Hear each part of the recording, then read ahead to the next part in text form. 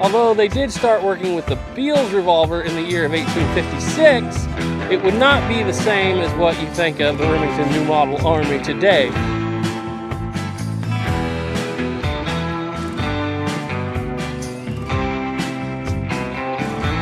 And if you're like me, you're into the history stuff, the books, you like the guns are worth their weight in gold. Because the gun, it's fun to shoot, it's fun to point with, but without the story there, if you're a history person like I am, without the story, it really doesn't mean all that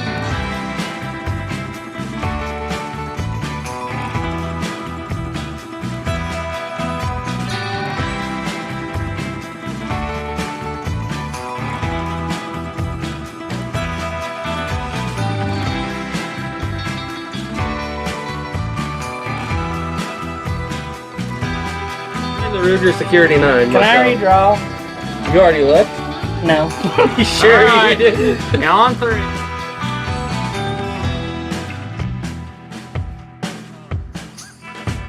Another pro, at least a pro to me, is these guns are kind of a project. I like to look at them as I'm getting an advanced kit build in the mail whenever I get one. So it's a project that you can go down the road and you can either leave it as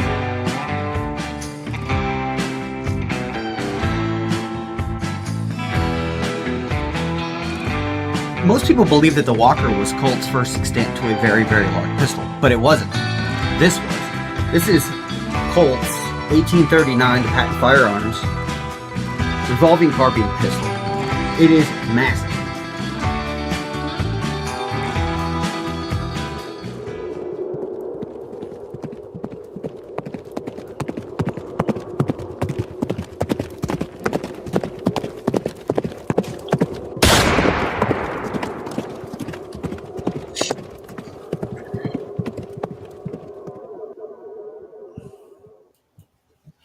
I hope you all heard Duke galloping in there.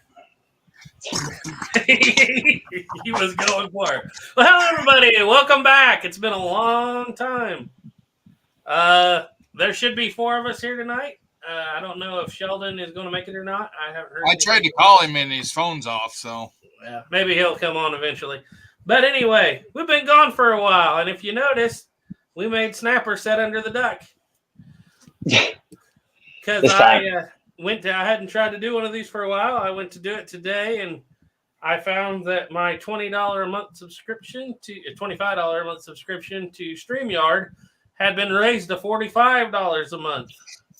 And I said, well, thank you very much. We'll just make Snapper set under the duck for that kind of money and not have near as many people on until Trust me, I'll sit under the duck all day long for that kind of money. Inflation's getting to kill it. Until I can find a different streaming system, because like right now I can't even stream to you guys' channels. If you didn't notice, it's only to one. So we're on bare bones tonight. Man, that's crazy. That is ridiculously overpriced for what you get for StreamYard. Yeah, that's what I thought. Oh, look down there, Duke's having a great time. You got your friend? Which one's that? That's Dolly. Dolly. Hi, Dolly. She wants to sit in my lap, but she gets scared in the chair, so now she's shaking like a leaf and holding as tight to me as she can. And she's like, he's looking at this weird box that's glowing right in front of my face. He's got wheels. It might move. So anyway, what have you guys been up to? I haven't even hardly talked to you guys for like 2 months. So outside when I came to see Duke, what do you got going on, Duke? What have you been doing? You don't have to show it, but you can tell us what you just did some trading on. Oh, yeah, I just finally got the Sharps paid off that I've been working on for a little over a year. And that's was it IAP. It's an IAP 1863, kind of like a civilian conversion, because it's not up on like the military. It's got a double set trigger. It doesn't have the little bar up there that held the mercury fulminate discs like the military ones had. So I just got to bring that up. It's in 4570, but I think I'm going to ream it out to 4590. Yeah. Ooh, that'd be cool. So which came first, 4590 or 4570? Actually, 4590 came out afterwards. Okay. It came out in 1877. It's just a lengthened cartridge. Yeah. The thing is that in 1868, 69, somewhere in there, Sharps came out with 4490, Mm-hmm. which was a very similar cartridge. It's a straight wall cartridge, but it didn't stick around very long because they said it had a tremendous kick to it, and it wasn't a very popular one. Well, 4477 was pretty popular, but it was a It bottleneck. was, yeah, and it was a screaming round, but 4490, for whatever reason, didn't stick around. I know. And when you Isn't look at a kick like half the point of a Sharps? what's I mean, that? isn't that like half the point of a Sharps is for the kick? You want a mule kicking rifle. Oh, I don't know about the 5090s, but the 5070s Sharps definitely. 5070, universally, everybody I hand a 5070 to, they're impressed by two things: lack of recoil and the authority that it hits the target with downrange with that lack of recoil. And it's kind of That's interesting. because I weight. Yeah. Well, it's the weight too, but it's also the fact that the 50 caliber builds less chamber pressure because it's bigger, I guess, the way I understand it. And so not as loud, not as hard kicking. It's like putting your thumb over a fire hose when you get down to 45. Yeah, Right. So that's the way I understand it anyway. yeah. But no, I was up in Wyoming for the last 5 days deer hunting, and there's a long, sad and funny story there. I haven't heard any of it yet, so. Yeah, well, I'll go ahead and tell it. So yeah, it was the last night I had to hunt. Seen a whitetail right at the end of shooting light, standing, and I had my buddy's 30-30 with me because we was hunting up close to the corn. I figured whatever shots I'm going to be taking are pretty close. Well, I had that gun, and I seen this whitetail, and I watched her to make sure she's a whitetail because there's so many mule deer up there and that hanging around the same area. I watched. I was like, yeah, it's a whitetail. And I knew she was out there. I couldn't, it was dark enough, I couldn't hardly tell just exactly how far. But I was thinking, if I aim for her spine, I was going to get, in the kill zone. So I put the crosshair in her spine, pulled trigger, seen her kind of lurch up, and then she didn't run. She walked right into the cornfield, took off. And we got up there. And then my buddy, he's like, where'd you shoot her from? And I said, over there next to the trail down to the cabin. He's like, holy Moses, that's a 400-yard shot. So I found out I could hit something at 400 yards with a 30-30. And we started trailing, good blood, come up, found a really big blood patch with a lot of bubbles. So I knew I had a good lung hit. But we got walking down and we bumped her. She had gone 40, 50 yards. We bumped her and she took off again. And we waited a little bit and I started following trail and it just disappeared. And I was like, well, crap. We're going to have to come back. I'm just going to let her die and we'll come back in the morning. It's going to be like 29 degrees up there overnight. So I wasn't worried about it at all. Mm-hmm. And because we figured from the sound of it, she went into the corn. Well, I think what happened is that her fawn caught up to her, and that's what we heard take off into the corn.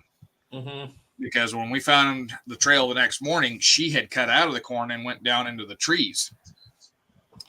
And we started tracking her, found the blood trail, and I come out in the old river channel that ran through there, and I looked across, and there's a carcass. And I asked my buddy, I said, did any of your other hunters dump a carcass down here? And he said, no, they dumped them all up to the east side of the cabin. And we walked over there, and I tell you what, piranhas have got nothing on coyotes. Yep, they took it all. Oh, no. And I don't know if I can show it on here, if it's too graphic or not. If you're okay with it, I will. I'm good. Okay. Oh, yeah, like. Are you? Yeah, go ahead. Are you should still be, are you still the. I got it on my phone, so I'll show it on the phone. Oh, okay. That was what I found the next morning. Oh man, there's nothing left. When I clean a deer, I don't get it that clean. Mm-hmm. Usually there's quite a bit more red left on the bones, especially up in the ribs. I don't bother cutting the stuff out of the middle of the ribs. You got any wolves down that far yet, or not? Just passing through. Occasionally you have some pass through, but the thing is we went back up to the ranch, had our supper, and when I went to bed, it hadn't been an hour after we had left the field. I heard 10 to 15 coyotes just start letting out their locator call that they had found something. And I was like, yeah, they probably found my deer. I'll probably lose a quarter or two. Yeah. Quarters. They'd eat what was on top. We got down there, and it must have been 10, 15, maybe even 20 of them. And then I got talking with some of the locals, and they were like, yeah, there's packs of 20 coyotes at a time running around in that area because there's a big burn scar about 3 miles from my friend's ranch where 60-some thousand plus acres burned. So all the deer, all the turkey, all the sage grouse, everything that was in that area had moved down into the river valley where his ranch is at. Well, when all your prey runs down there, that's where all the predators come. So 60,000 acres worth of game and predators have moved onto that place, and for those coyotes, it's an all-you-can-eat buffet. And you said it was below freezing? Yeah, I've noticed coyotes won't hardly eat already dead animal when it starts freezing. I think it's because it's hard on their teeth and they have a hard time chewing through it. But they will hunt the living daylights out of something that's alive and weak, when it's below freezing. I think what it was is that probably that deer wasn't quite dead yet, or had just died. Mm-hmm. And that was a nice warm meal for them, and they didn't have to worry about it. There and we're like, well, maybe this was a coyote kill because it looked like it was a little bit fresher than something I'd shot that night. And I'm like, well, the blood trail kind of leads right up to it. But we pulled the hide, and that was the thing. These coyotes peeled that hide just as good, if not better, than I could trying to skin it. Yeah. We peeled that hide all the way off the back. So we stretched that hide out, and there was one entry hole and one exit hole. So that's why when we bumped them out, I'd only got one lung. So there's a pretty good chance she was still kicking when they found her. Yeah. You might have been pushing the old 30-30's limitations a little bit. Yeah, it was one of those things that, like I said, it was getting towards dusk, so my depth perception range is hard to tell. When it gets to dark, I'm one of those, like when it gets into the evening when the sun's just to go below the horizon, my vision goes to heck. Bad. I had LASIK 2012, and since then, mine's the same way. I don't even like to drive during that time because I can't see. Now, once it gets all dark, yeah, I'm fine. But it's that point, and I'm looking right into the sunset when I shot. And I should have known better. I should have known that was about a 400-yard shot. But were you open-sighted or optic? No, it had a scope. That was the other thing. It had a scope. I would not have taken that shot if I had an open sight because I'd left my binoculars in the buggy, and I wanted to make sure what deer it was because I only had whitetail tags. And I sit there and I watched her for about 5 minutes, and then I seen her kind of flip her tail up to do her business. And I'm like, that's a whitetail. As soon as she broadsided me, took the shot. And I hit a little far back because we did find one little pellet of poop mixed in with the blood. And then my buddy told me that gun shot just a little bit to the right at 100 yards, and you figure out how much that would be at 400 yards. I was about that far back from where I aimed. Yep. But at least you got something, even if you didn't get to bring it home. You got to hide anyway. No, I didn't even get the coyotes very well, huh? Had tore up the hide. So there wasn't enough hide there to justify me even trying to bring it back. Gotcha. So fed the coyotes. They're going to be eating deer anyway because there's over 200 some odd deer there. But they. Well, you had a good week up in the hill country anyway, didn't you? Yeah, it was a good week. But the thing is, like I said, with that burn scar was up there, all the mule deer came in, so there was actually very few whitetails. And usually, the place I hunt, the guy's got a kind of an even distribution of whitetails and mule deer on his place. They just kind of go on whitetails are on the east half, mule deer on the west half, because the east half is all trees, the west half is all rough, hilly country. Yeah. But the mule deer were everywhere. And we've only seen two whitetail one day and two different ones in another spot another day. Well, that is interesting. We'll have to circle back to that because I got some questions, some things I've been wanting to talk about. But Snapper, how you doing up there? Looks like you're having fun. Lots. I finally remember the reasons why I stopped buying Italian high-end sports cars and stuff like that in the past. Is like Lamborghini, like Ferrari, just like Ducati. I'm having the same damn problems where, excuse my language, the same problems of I'm throwing a ton of money at something that I'm not getting a lot of use out of. Go back to guns, man. No, I need to. At least they're cheaper, a lot cheaper. This afternoon, you got on a rant about fake Colts, and that was the most I heard you talk about guns in 6 months.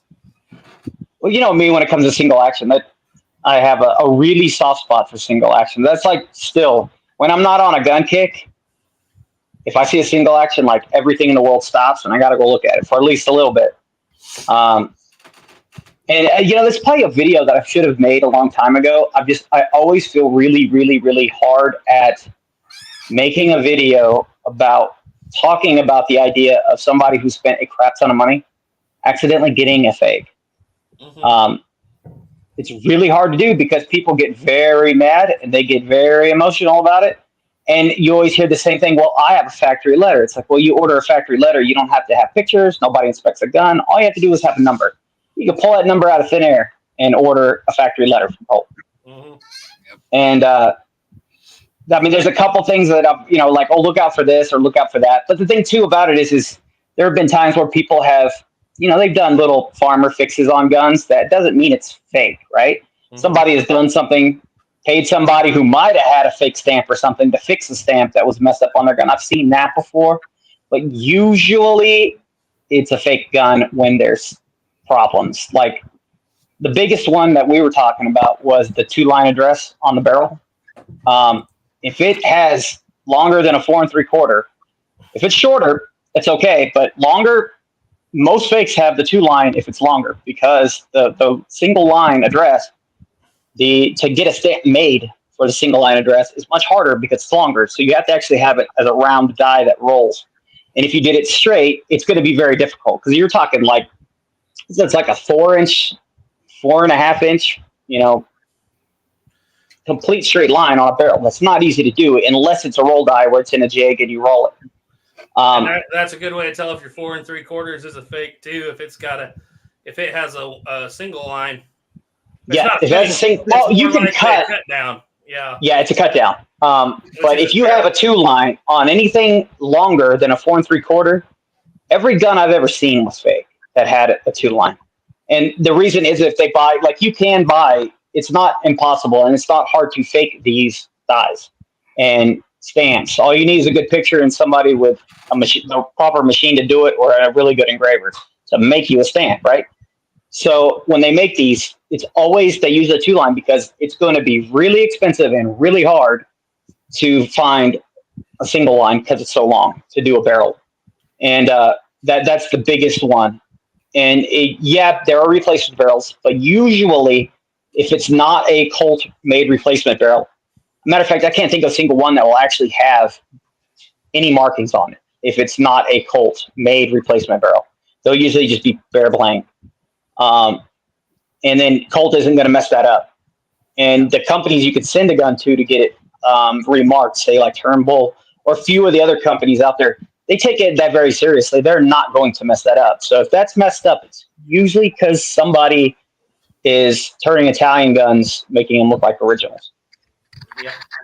And there's a lot of little other markings, but that is the biggest one. If you ever see it longer than that, I can't think of a single time where I've seen a 2-line single action army with a longer barrel than 4 3/4 with a 2-line that didn't turn out to be fake. Like if they're not supposed to exist, but you always read about people that are like, well, this must have been a mistake. It's possible. We know Colt, right? Yeah. There could be a mistake, but I've personally never seen that mistake ever turn out to be a real gun. The only thing I could ever think of that you might see that if the gun is fully engraved and somebody wanted a 2-line and had the engraver do it. Maybe, right? But an actual real stamp that was put on, I've never seen it. Never. And I've seen a lot of them that were fake that way. And that's usually the common is the 2-line, if you see a 2-line. Yeah. I was watching there's a video that is done by the armorer who did the movie The Highwayman with Costner. And that's where I first started studying about Lucky Frank Hamer's 4 3/4 inch single action. Oh, yeah. I think he says it's a 1910 model, but it's like he wanted, and this is a good armorer. Like I was going down through the comment section and the first thing somebody commented why in the world did you put BARs with pistol grips in there? He said, well, there is no such thing as a BAR with a pistol grip at the time period. And that armorer wrote back and said, that's a good question. Tell me where the BAR with a pistol grip is. I'll show you where the Colt Monitor with the pistol grip is. And that guy was like, oh. I was like, that sold me on that armorer right then there. I'm like, he's good. And he's said, good. So he wanted to remake this 4 3/4 inch single action Army. And he was for Kevin Costner to use as Frank Hamer.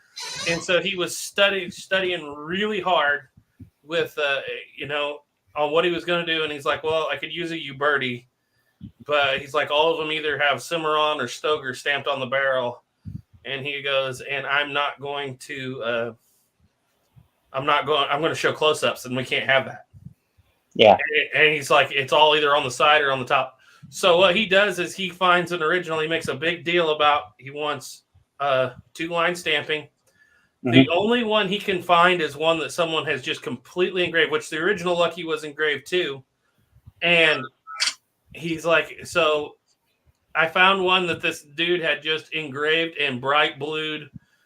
And he said it was a shame because he said he took all that the old glory off the gun, is what he said. Yeah. So it's sick to see a gun that's old. It's been redone new. He made so many people mad. He said, we went ahead as a production company and we bought that. It was an original, same year, 1910 production, Colt Single Action Army. And he said the first thing I'd do is I'd dip that dude in vinegar and took all that blue off. You know what's sad is you could say that would be horrible to me. I would probably do the same because if somebody re-blued it, an original gun that has been redone, to me, it looks. I don't know why. It just makes me sick looking. I'd rather have a gun that looks worn. What he wound up with was he did a brand new finish. And he went back in, and I saw this on another video where he was talking about it, but he went back in and he re-blued it with a cheap cold blue and then carded it. Just like and when he was done polishing that thing, it probably looked like an original. Right. It looked good. It was that gray color. It was that gunmetal gray with all that engraving. And then he went ahead and put the ivory grips on it. And he said the first thing Costner did was stick it in the back of his pants and take off running across the road, and it skittered across the highway. And he went, ah! Oh, no. But he said that Woody Harrelson walked up to him and said, where's my Colt? And he said, here you go. I handed him a Pieta. That's pretty cool. There actually is a real single action Army in that movie then. That's awesome. Yeah. I didn't know that. He did an excellent job. Like, he had to hunt down an actual Colt Monitor. And, he did a lot of it. If you ever watch the video on the armory, the guns of the Highwaymen, he did really good. He told, he said they were shooting the scene in the store. I don't know if you guys have seen it, the gun store scene where he goes in and buys all the stuff. And he tells like for the Tommy gun? Yeah, he tells Kevin Costner, he says, when you talk about the Colt Monitor, which looks just like a BAR but with a pistol grip, he says, do not say with the specialized pistol grip, because that doesn't exist. It's just the Colt Monitor. It has a pistol grip. And so Kevin Costner had done the scene like 3 times. So he said, all right, Costner, I want to do it right. So he cut that line completely out and did the scene 5 more times. He said, and I'm sitting down in the theater, and there it is. Specialty pistol grip. They used his first cut. I was like, that is interesting because it's neat to actually see behind the scenes of an armorer that knows what he's talking about. Like, he spent years researching the guns he put out there. Like, every nick, every little thing was right on those guns. And then he said, that's cool. Editors still butchered it. I didn't know. You got to send me that. You got to send me the info on that, because that sounds cool. What'd you say, Duke? Said, unlike the armorer on the first season of Hell on Wheels. Oh God. Why, if your job is an armorer, that's your job. Why in the world don't you know the most basic thing? You can watch one Mike Donohue video and know the difference. Oh, well, maybe there wasn't as many videos on the subject that year, but there's a big difference between an 1860 Army that's in brass and a Griswold and Gunnison. And when you make the entire movie to be about the Griswold, like when you put that, you think you would at least get the right gun. Yeah. It probably come down to budget. He was the most budget-friendly armor. I would guess. They should have gave. Because you know they'd had the money to build or buy a 51 Navy, have the barrel turned down, a brass ring 51 Navy, and have the barrel turned down. I mean, you think they would have the budget to do that for a movie? The thing of it is that Pieta at that time was making a 30 caliber or 36 caliber Gunnison Griswold. They were making. Oh yeah, they were, weren't they? Yeah, they've been making those since like the early 2000s. I lost my hand to Griswold and Gunnison, and they build it up as this powerhouse gun, which technically the 1860 guy's pretty powerful. They should have gave him a Danson Brothers. That's like a small dragoon. That would actually been cooler. Yep. That would have been a rarer, neater, weirder, Whereas in her Eisen, they have a Danson Brothers. It's a Colt dragoon. Yeah. Cartridge conversion. Cartridge conversion. Well, the thing of it is in that too. I mean, the whole Griswold Gunnison taking my hand is not out of the realm, because if you got hit straight on the wrist, that bullet went through, they're just going to cut it off. That is true, but I always felt like they were playing it up as a powerhouse pistol, more powerful. Oh yeah. Yeah, especially when the Irish brothers are, don't you believe in a higher power? Yes, sir. I carry it on my hip. That's a good line, though. That is a good line. You can't. That's a great line. That line. But you know what the saddest part, though? Owning one, I can tell you that if I would have used that in the Civil War, I would no way in the world be carrying that as a civilian after the fact, because that gun is a piece of crap. I was about to say I would be giving it up for a 51 Navy, literally, or instantly. Instantly. There's a reason why most of the Confederate troops that were cavalry that carried revolvers were carrying Colts. They got them off the Union. Yeah, that is not a good gun. It is a very low budget, very cheaply made, very crudely made gun. It is a cool gun, yes, because it is a real Confederate gun. But and you got to remember too. I would instantly, if I would have been back there, I would have instantly looked for a real 51 Navy, because I wouldn't have wanted one of the Griswold. Yeah, well, it's one of those things too that the part of the country that left the Union has very little, if any, industry. Mm-hmm. You don't expect them to make good stuff from the get-go. It's kind of better than nothing. Don't get me wrong. Yeah. Kind of like a Stalingrad, when the Mosin guns that were made during the Battle of Stalingrad. I seen one of those. I've had a few. And a buddy of mine bought one. And of all the bad luck this guy could get, he goes and he buys one for $100. I pull it out of the thing and I'm looking at it. I'm like, this is the crappiest Mosin gun I've ever seen. The barrel. This is when they were really, really cheap. I'm guessing the Mosin the Gans were like $100, like 2010-ish. Well, the thing was, is like at 100 yards, it's shooting a 15-foot circle. I kid you not. I was sitting there shooting at 100 yards, and them bullets are hitting way all over the place. So I got to looking closer. They didn't crown the muzzle. Nope. The outside of the barrel was not finished. It was a rough barrel that was screwed in, and then they took a chisel and chiseled out the stock to make the stock go around the barrel. I've had one. And if you could, after one shot, open the bolt, you'd have to have a rubber mallet to open the bolt. Yeah. After one shot. But the thing is that it was refurbished at one point because it had a new bolt in there that was off of a gun with a different serial number. Mm-hmm. But the bolt didn't want to bolt very good. I never actually had a case stick in that one. Yeah. They just feel like elastic on the bolt. It'll go tight, and then stop. Well, the thing that gun actually had the smoothest action of any Mosin that I've handled besides my uncle's Remington made Mosin. And for those of you who don't know, Remington did make Mosins, but they're not 9130s or 91s. Yeah. And they're expensive. Yeah, it's too bad that his was shot with corrosive and never cleaned, so it shoots a 15-foot group because it has no rifling. But it's a beautiful gun. But yeah, and it come with a bayonet. Bayonet wouldn't even start on the barrel. That's how rough that barrel was. And I asked him if he wanted to keep it. He says, just keep it for the cost of, cleaning it up for me. I got all the cosmoline and stuff out of it. Man, that was the roughest gun. And then it had like a 20-pound trigger pull to it. Mm. But yeah. I think that gun was meant to kill the soldier near you, and then take his weapon. Yeah. Well, the thing is like the Mosins up to that and the Mosins after that period, they're pretty good guns. They're not bad. Not one of them.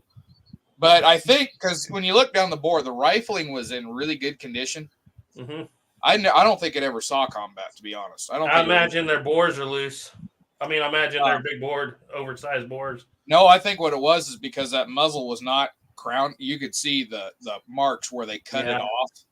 Yeah. I think because it wasn't crowned, that's why it was shooting a wide group. And I told that guy, I said, go to a gunsmith at some point, take it to a gunsmith, have him crown that muzzle and square it up and true it up. And I said, I think this gun will shoot a lot better. But I mean, it was, you could tell that their blade kind of walked a little bit because it was at a, they put a reverse muzzle. Why can I think of it?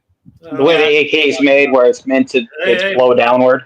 Yeah. Why can I not think of that term? Oh man, the most common term. It's kind of like the muzzle brakes that brake. Yeah, the muzzle device that the AKs have that are slanted. Yeah, it's like a slant that they make.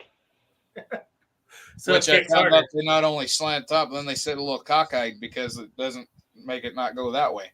Yep. We better get through some of these comments. Everybody is here. Yeah. Thank you for showing up. Jeremy Gunslinger said, hey, how you guys been? Rock McLaughlin says, standing by. Diane Houston says, good evening all. Hi, Diane. Gunsmith 4570 says, good evening all. Travis Lynn says, good evening. Shot Shula said, good evening, folks. I hope everyone is well tonight. IWS Bull 1 said, howdy all. Mill Creek Range, hi, Benji. Said, hi, everyone. Hope everyone's doing well. This Cowboys Ride said, howdy do, folks. Coben, read that word, dude. Coben shooting. That was that kid we met out there at Fort Larned. Oh, hi. The little skinny, wiry kid that come down to camp with us for a while. Yeah, I see. Yeah, it's good to see you. Kermit in Alaska says, evening, everyone. Boy, Gerard Washak says, hi, people. Oregon Outback says, is it Wednesday already? No, we're doing this on Tuesdays because Tuesday was the day that Sheldon could come, but I think he fell asleep, and we don't know where he's at. I don't know what happened with Sheldon. He his phone's off or dead or he's out of signal. I talked to him this morning, but he might be asleep. Oregon Outback. Okay, Earl Shiner said, welcome back, everyone. Sharpshooter 74 said, hey-o. David W. said, hello, guys. JB said, huzzah, the old gang's back. Yes, we are. Oregon Outback is there. Jeremy Gunslinger said, I've never used anything but free stuff off of StreamYard. Yeah, I don't care for it because we actually went from 1080p down to 720, and you can tell just by looking.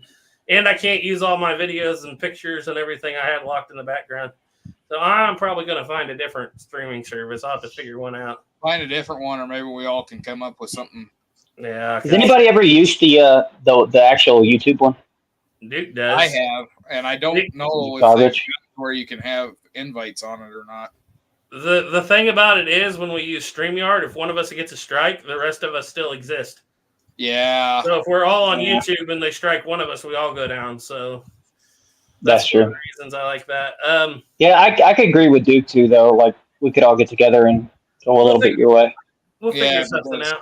If there's going to be 3 of us in here on 3 channels, we all should be contributing. We should be paying. Well, I agree. If it gets back down, if I can find something else around $20, and I think there's because a lot of people have left you StreamYard. Did you notice that? I saw that they sold out to a bigger company. Of course. And that's why they made it more expensive. Price. Yeah, so a lot of people are leaving, and I think there's a couple of good alternatives that are out there. I just have to figure out how to learn how to use them. Jeremy, let's see. Sharpshooter 74 said, speaking of 4590, I just picked up an original 1886 Winchester. Cool, 4590. Nice. Also, serial number 100. Oh, dang, that's fancy. Duke has a pistol over there, serial 979, but we can't show it to you. It's not original, but it is. It's going to be converted to 45 Colt at some point too. Yep. Let's see. Jeremy Gunslinger said, my sharps never kicked hard. It's 4565 paper cutter. Kermit in Alaska said, I'm waiting on 1873 Springfield 4570 to arrive. Has a rack number on it. How can I find out more info on it? Well, the rack number is really hard to find out. I have one actually sitting in the living room in there with a rack number that is 11th Infantry Division Company A, rack number 33. So that was not hard. I know exactly where that one was. It shipped out. It's one of the last 1,100 made. Shipped out to Arizona to the Wandering 11th before they were the Wandering 11th, 1892. And it's a ramrod bayonet gun. But it's really hard to determine the rack number. If you go on the Facebook page, if you go on the Trapdoor Springfield Facebook page and you can get a hold of Richard Homsmere on there, he might be able to help you. But if you want general information, I suggest the books 4570 Springfield, Part 1 and 2 by Al Frasca. They're expensive, but there's literally nothing else like them out there for any of Trapdoors. Al Frasca, if you want to look that up again, that's Springfield Trapdoor 4570 by Al Frasca. It's a 2-set red book, book 1 and 2. Book 1 is going to have more info on the 1873 than book 2. Book 2 covers mostly the 50-70 stuff. But if you only can get one and you want to know about the 73, get the first book. But if you want to know about the history before that, get both of them. Carson Branham says, I have clocked my 1866 trapdoor at around 1,250 to 1,300 feet per second, pushing a 515 grain bullet. It is a nice shooter, and whatever it touches goes down. Holy cow, you must have one in 45 Colt, I would imagine. That is a hot, well, I guess out of a carbine, it's not so hot, but that's still a pretty stout load for that gun, I would imagine. 515 grain bullet at 1,300 feet per second. That's pretty hot for a 66. Okay.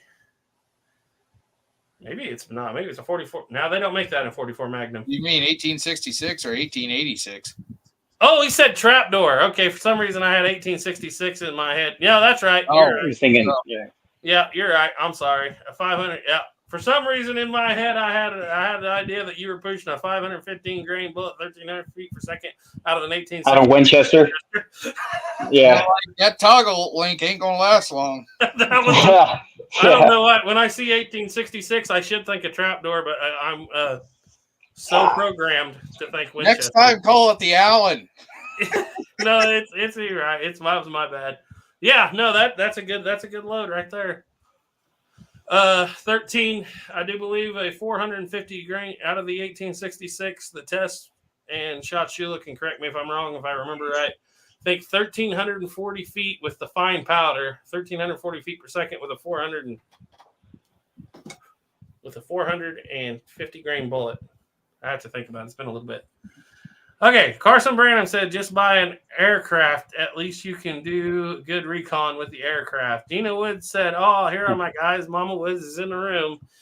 Good seeing you guys again. Gets dark earlier, so maybe we can get caught up with everyone. Just lit a fire in our wood stove, so it begins. I can't believe it's already cold. Like we just had 105-degree weather the other day, and now it's cold. 2 days ago. It's not cold enough for me, and this is my living temperature. I got a lot of insulation. I need to be about 50 degrees all the time. Thing it was is I'm getting that way. When I was hunting the last 5 days, it was the hottest October they've had up there for a long time. I got up there the first day. We didn't even hunt the first full day I was there because it was like 88 degrees. We didn't start getting cooler until like Friday and Saturday. Yeah, it went from summer to winter overnight here. Well, that's what it is. Like Wyoming went summer, winter, summer again, and now they're going to be doing winter this next week. Well, I used to always say I could have anything cold, I could sleep cold, and I can. I found out different when I was up there on the plains with Sheldon last May, and the wind was blowing under that tent, and it was like 40 degrees, and the wind was even colder. Woo! And I didn't have a good blanket. I was trying to be historically accurate, and all I had historically for a good blanket at that time was my greatcoat. I don't know what you boys were complaining about. I was plenty warm. Oh, yeah. You were in good shape over there. I'm bringing in my own tent next time. Everything Black Powder said, howdy, boys. I'm a day late and $1 short as usual. Hi, Jake. Jay Wheeler said, hey, y'all. Shachula said, everything Black Powder. Evening, Jake. Support Jake to come on. Entertain us. Let's see. Howdy, Hugh.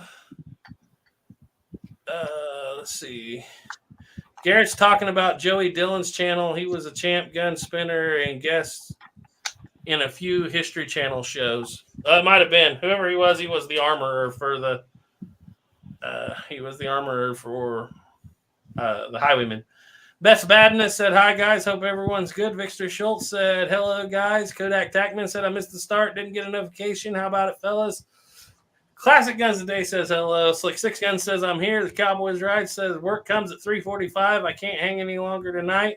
I'll catch the rest in the morning. Happy trails. Well, thanks for stopping by. Justin G said, Garrett, do you collect the Remington King, Remington Lee 1885 Winchester Hoskus, or the U.S. Green Bolt action rifle? No, I do not. But if you want to talk to somebody who does, Doc over on By Land and Sea, that channel, he collects that stuff. I'd like to, but just barely got the full trapdoor collection. Jeremy Gunslinger said, my next video is probably going to make everyone mad at me. Oh, don't do that. Shot Sheila said, right, the M1881 cartridge in 45-7500 was moving at 1315. I knew it was something like that. Because we were talking about 50-70 cartridges too. Classic Guns Today said Dirty Harry lever action, LOL. Yeah, I got one of those, but it's in a Model 92 in 44 Magnum. Classic Guns that take all the edge I can get. Best Badness said I'm still reluctant to get the pilot light on. Yeah, me too. I'm still running the air conditioner to get it down to 45.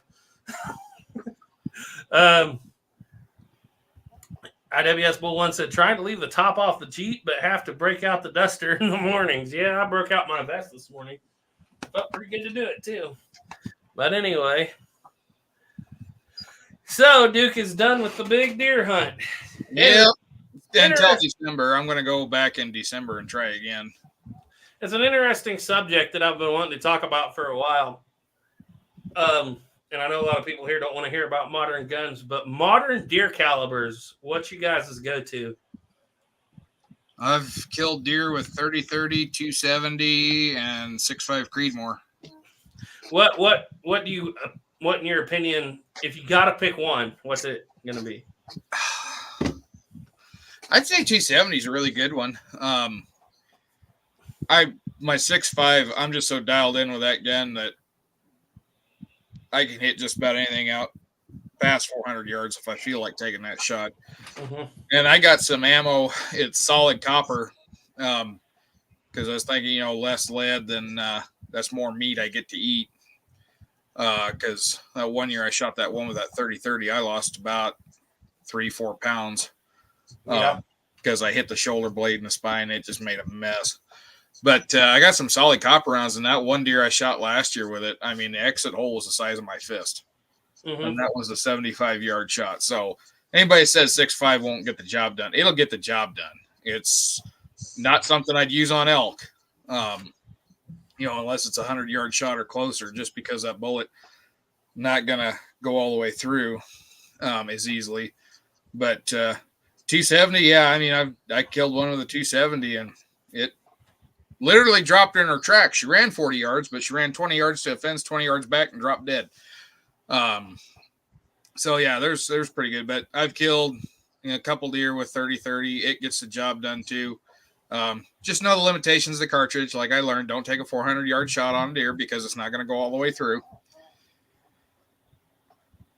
But you're doing it wrong. 20 millimeter anti-tank. You don't have to cook it. All you got to do is, tenderize it. You don't have to cut it up. All you got to do is pick it up off the ground and eat it. Yeah, you got ready-made hamburger. Just patch it together. I was about to say, Snapper, I don't even know if you ever deer hunt much. I haven't deer hunted since I was a kid, man. What'd you shoot then? 30-30. Yeah. That's a lot of people's go-to. I was thinking about it the other day. I was watching some videos on it, and everybody had these fancy new cartridges, and everybody was 300 Win Mag, 7mm Magnum. I've had that gun. I've had all those guns. I've used a 300 Win Mag. I have used a 300 Win Mag. For me, even out on the long prairie, long range, that's a lot of overkill. To me, 30-06 is a little bit of overkill. I mean, nothing against it. It'd get the job done. There's nothing wrong with overkill. But I'm going to go with a lot of other people. I've seen more deer drop with a 270. I've seen them get up from a 243. Not always, obviously, but 270 is a nice flat shooting round that is just, in my opinion, the right power.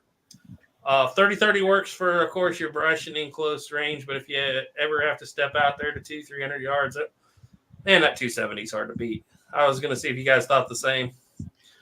Yeah, I mean, I haven't shot the 270 before, so I've actually been thinking because, like I said, I've been using a 6.5 Creedmoor, and I like it. It's a really accurate gun. The problem I don't like about it is when I bought that gun, I wasn't in the mindset of I'm going hunting with it. Mm-hmm. I was in the mindset of this is my competition shooting gun because I was trying to get into long-range competition shooting. And ballistically, it was performing similar to 300 Win Mag, and it cost half as much to reload, use half the powder charge.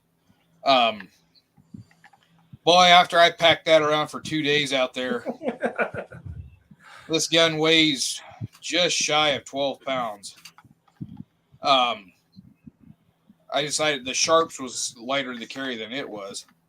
I decided, I think I might just decide to let that go. If I sell it, I'm selling the reloading equipment I got with it too, because I spent probably $500 on reloading stuff when I got that. So I'm going to let it all go, and I'm actually thinking about going 30-06, and I know that's a little bit big for deer and antelope, but at the same time, it's good for elk. If I ever decide to go hunting moose, it will do the job on moose. It's one of those that it's a little big, but there's nothing wrong with that. The only thing I would say that the 270 out does with it is a little flatter trajectory at long range, but it's nothing. The 30-06 will do it all, I always felt like it was a little much. And since we have the luxury of, not having to have one gun that does it all, some of us, why not, stretch it out, go a little lighter, a little heavier, find out what works a little better. But 30-06 will kill a lot of deer. There was a question on here. Badness says, has anyone gone hunting with an M1 Garand? Yes. Caleb has killed deer with the M1 Garand, and it's so cool because he got that big 30-06 and a semi-auto. He had 2 tags one day, and he shot one rear to front this way, and then they turned around and shot one through the shoulders here, and he carried both of them one at a time about 1.5 miles out of the creek bottom up to the pickup. But that one, it was so impressive because it was just a boom, boom, because he's pretty fast. And he shot that one running with a 30-06, just a soft, was a Browning ammunition soft point. I can't remember what they call them now. But he shot back to front all the way through that deer that way. It was a big doe. And then this one was both through the shoulders. M1 Garand is a great deer rifle, especially for I figured it would be fast snap brush shots like that. So let me get through a few more of these comments here, what people had to say. Have you guys ever hunted with a 223 or 5.56? They just made it legal in Kansas, and I wouldn't do it, but Ethan had my nephews out doing it when he first got back from the Army because it just became legal, and they decided, and it works. I wouldn't see anything wrong with it. I figured it worked great. Ammo selection is important. Yeah, see, in Wyoming it's legal, but you have to have at least a 60 grain bullet. Yeah. And you're gonna have to worry about barrel selection there too if you're wanting real good precision shots, because I forget what it is. Certain twists. Ethan built them an AR with a 24-inch barrel. It was a fluted 24-inch barrel. It was just bee's knees AR-15 that they used. But for me, I don't like living on the edge, and that's what I told Ethan before. I said that's just living a little too far down on the edge for me. I wouldn't hunt a deer with my 22-250, and it's more powerful than that. And so, it's just like you have the ability to do better. And understandable. I mean, I know a guy that uses a 243 for deer, and he's dropped every one of them he shot in their tracks because he takes spine shots. Yeah. Even 243, that is. I've seen him walk away from shoulder shots or one shot. It's such a small bullet that if you don't get the heart or get the spine. Mm-hmm. And like I said, my buddy, when he shoots him, he shoots for the spine every time, and he'll drop them right there in their tracks. Mm-hmm. So he knows. I know that the 77 grain Match King, that was dropping people. Like you would think he would drop a deer really well. It will, but it's a little bit different. It's hard to explain, but it's a little bit different. Deer can go a lot faster in just a few seconds before they bleed out, and a lot farther than a human. Yep. I've seen a guy take soft point 223 and an AR-15 and put 8 shots in a deer, and it still was, and they were all in the neck and shoulder area, and I still didn't find it for 4 days down the creek. Now, I'm not saying that's everything. None of those, even though they were in the upper neck, the lower neck, and it was bleeding and it was busted shoulder, it wasn't the best. But like Duke said, with the proper barrel length, the proper bullet, it can be done. But I'm not a fan of living on the edge like that. I just don't think understandable. There's no need for it if you have the opportunity not to. I get it. I saw it. The hydrostat, like the static shock of the 77 was just dropping. Like it was nothing. Like there wasn't even a fight. So I figured it would be doing really well against deer, but I don't know. I've never done it. It could be. I don't know. I haven't used that round exactly, but. And considering I've seen a deer that was shot through both front shoulders and got the heart through the upper aorta. A buddy of mine shot it with a 308 with a heavy bullet. I think it was a 180 grain bullet. We had tracked that deer with 2 busted front shoulders and no heart 120 yards into a cornfield. Adrenaline's a heck of a thing. And when we come up to that cornfield, it was like there was no blood on the ground where he shot it, but the minute she went into the corn, I mean, it was like somebody went down there with 2 paintbrushes, this wide, and just ran down that corn the whole way, 120 yards into that corn until the minute she dropped. I thought she'd be dead like 5 feet in. No, we had to go all the way down. And when I picked her up to drag her out for my buddy, it's like the one leg came off. Oh, wow. On those busted front legs. That far. I would say if you want a deer hunt and it's legal where you're at and all you have is an AR-15, it can be done, but just bear in mind, do not go out there with your full metal jacket. No. Do not go out there with your wolf ammo. You better find a good bullet construction with something that'll do a little expanding. And the 77 Sierra Mass King is a great bullet. I think it was Mark 262. Been a long time. Yeah. But yeah, that stuff was phenomenal.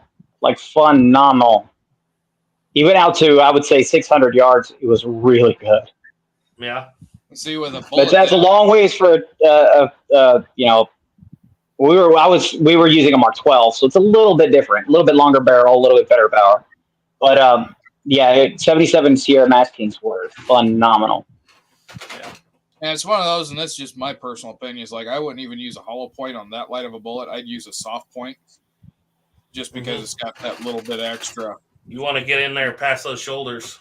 Yeah, because with my experience in 22 250s with hollow point bullets on a coyote is that they start to disintegrate on impact with hair.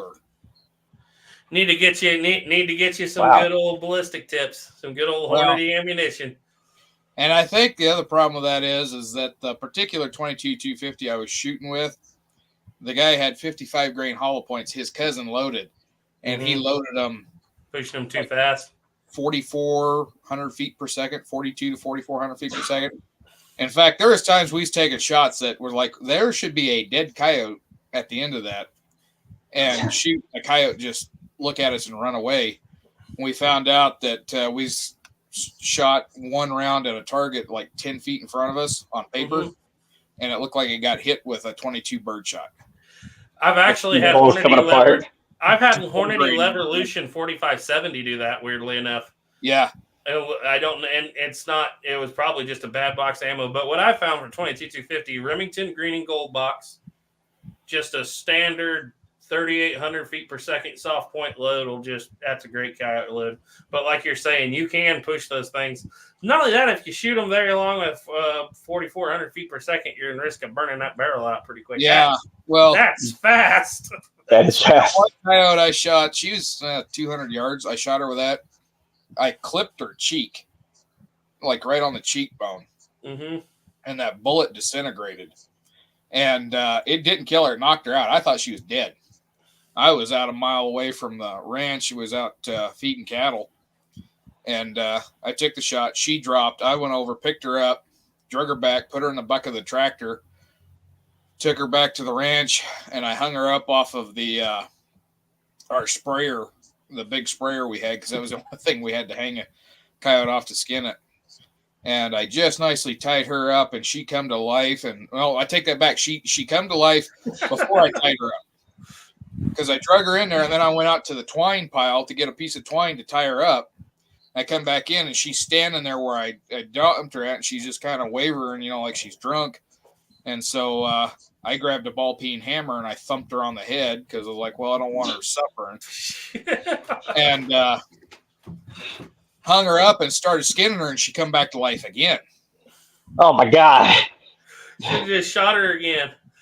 Well, I was inside a building, and my boss was very proud of that building, and I know he didn't want Didn't need any bullet holes in it. Huh? Didn't need any bullet holes in it. So I won't get into how I finished her off that time around, but needless to say, I got her skinned out, and I told my boss, I said, that's the last time I shoot a coyote with a 22-250. I went to the boss's son's. He had a left-handed 223, and I got to where I could shoot that pretty good. I'll always claim a 22-250 just for the amount of coyotes I've seen killed with it, but I will agree with you. Once again, bullet construction is very important. Yep. If your bullet's going to fly apart once you get past 4,000 feet per second, you ought to not load it that hot. Well, and then my boss got into reloading, and so he bought the reloading equipment for that. Mm-hmm. And he just quit shooting those high because it was blowing primers out, and we was having a heck of a time with it. Yeah, I've seen that. One time I had a bunch of when I was too young to know any better, a guy had died and left a bunch of hand loads to my uncle and I, and we shot them, and they were 100 grain 30-06, real odd round, real light. Those were his coyote rounds. Them dudes was overpressured, jamming in the chamber, spitting the primers out the back. And I didn't know any better. I shot 20 of them before I decided, hey, somebody told me that's not a good deal. Yeah. I was like, man, this gun worked perfect before. Now it's just a piece of junk gun. I can't even get the fold open on it. Well, the thing is the boss, when he got the information for the loads that he was doing from his uncle, or no, it was his cousin that was reloading for him. We pulled the bullet apart and we weighed out the powder, and we noticed two things. One, his eyesight was going to heck because he was not within anywhere close to what he should have been. He was about 2 grains over what he had written down. And two, to start with, what he wrote down was 2 grains over what it was recommended in the reloading book. And then you wonder why he be doing like 3,600 feet per second. Here it is doing 42 to 44. That's fast. That's 220. Fast. That's 220 swift, speeds. That's a laser gun, man. Rounds that had a little better accuracy and were going a little bit more close to what it should have been going. But I still, after that experience, I would not use it for coyotes. I don't know why, but I don't ever see me shooting another, like anything but black powder in the future. I don't know. I've fallen really in love with it, and I just don't care about smokeless that much anymore. That's kind of where I'm at, because from 15 to 30 that I know of, I killed 33, mostly does, from the years of 15 to 30, because I get about 2 every year. And so after that, I just lost interest in using the modern. And it just seems too easy and too simple and store-bought and not. It's too much of a big money game here. I couldn't do it if I wanted to. But even if I wanted to, if I ever do it again, because for one thing, freezer's always full now with homegrown beef. So, and I'll take beef over venison. I'm sorry. But because I ate a lot of venison growing up. But I will say that if I ever do it again, I won't do it here probably. Maybe if I do it here, it'll be a handgun hunt, maybe a black powder handgun 45 Colt hunt. But I would like to go out west someday, get in good shape, and try to do an actual muzzle-loaded, that would be fun. Mule deer hunt or something. I thought about doing that when I went up this time, because that 50 caliber Hawk and I bought to hunt deer with. Mm-hmm. And I thought about taking it up there. The problem is that, out here, Wyoming, where I was at, is in extreme drought. Mm-hmm. So that's one of the reasons why I stick with smokeless, is I don't have to worry about starting a massive fire. That's understandable. I get it if you actually, you really want to hunt every year. I don't know. I live in a city where I actually have to go somewhere really far to go hunting. So I got to pay a lot of money. And now it's just like, if I'm going to do it at all, I'm probably just going to do black powder. Yeah. Just because if I'm going to do it, I might as well have that challenge and the satisfaction of doing the black powder rep. And that was one reason why I never took that brown vest that I had that Ethan has now. They're fire starting machines, those big smooth bores. Well, I wanted to take a turkey hunting. Mm-hmm. I wanted to load it down and take it turkey hunting, but I had the problem is like every time I shoot, I don't care what you put on those patches, how wet they were. I'd always go out and pick them up, and they are smoldering. Wonder how many unknown of wildfires were started by mountain men on accident. Probably a bunch. Right. And that's not to say that a modern gun won't start a fire. They will. You hit a rock. Oh, yeah. It will start a fire, but it's just there's less chance than with black powder, especially. I had the one old guy tell me that, to find out what your hawking likes, load it up and just keep increasing the load until you see powder on the ground. Well, I shoot about 90 grains out of mine, and there's no powder on the ground when it fires, but you shoot it after dark. It doesn't matter that there's no powder on the ground. There's still a lot of flame and sparks that come out of the end of that. I found that if I stay away from a lot of patches, especially for a smooth bore, you can get away with these fiber wads pretty well. Right. They don't burn, but you got to be careful with cards, even nitro cards and things like that. You got to have the right stuff. And a cap lock is a lot better than a flintlock. Flintlock, you don't know what it'll do. But also, if you're hunting in the trees, a lot of time you're fine too, because wet leaves on the ground are just not any big grass. It's when you're out on the wide open prairies hunting pheasants with nothing but 6 foot tall grass for 500 miles around you. That's when you got to worry about it. And the other thing that out here in the West that I also like to stick with the smokeless rounds is that I know with them, modern rifle, I can take a 400-yard shot. Yeah, that's true. But those kind of shots, don't you think, get a little boring after a while? Well, I mean, they get boring, but sometimes that's just all you got. Now, fortunately, most of my shots I've taken have been 100 yards or less. Except for this one. This was a long-range shot, and thinking back on it now, I probably shouldn't have taken it, because if I had tried to get a little closer before I shot, I might have recovered a deer and not had fed the coyotes for a couple of minutes. Hey, a 400-yard shot, though, and still got it. Still pretty good. That's when you step into, you load that sharps up with black powder and get your 400-yard shot. You could still do it with a black powder cartridge. I don't know. I'm a little bit of a coward these days on shooting. Like, if I was to hunt anything probably farther than 200 yards, I would second guess myself. The other thing I like about the modern scoped rifles is that I can tell what I'm shooting at before I shoot. That's true. That would have been an excuse if I'd have taken my Sharps looks a little silly with a scope. Yeah. Well, depending on the scope. Depending on the scope. You're right. Depending on the scope. You get one of those really cool originals. That's pretty cool. Well, and the scope that I had that was on that 3030, it wasn't a high power scope. It was only a 1x4. Mm-hmm. And I zoomed it into 4, and that was just enough for me to be able to tell that was a whitetail, not a mule deer. And so that's why I took the shot. Otherwise, except if I'd had open sights, no way in hell I would have took that shot. No way. I can say that right now, the only two smokeless cartridges I'm really interested. Well, 44 Special, but that's because I load a bunch of it up just to practice with. Because if you want to shoot 10 shots every day and have to clean them things every single night, that's not a lot of fun. So I do shoot smokeless and 44 Special. But the only two that I'm really, really interested in smokeless in is getting that Plowboy 45 Colt load stomping out of that Blackhawk, like getting that 315 grainer going 1,200 feet per second out of that little short pistol.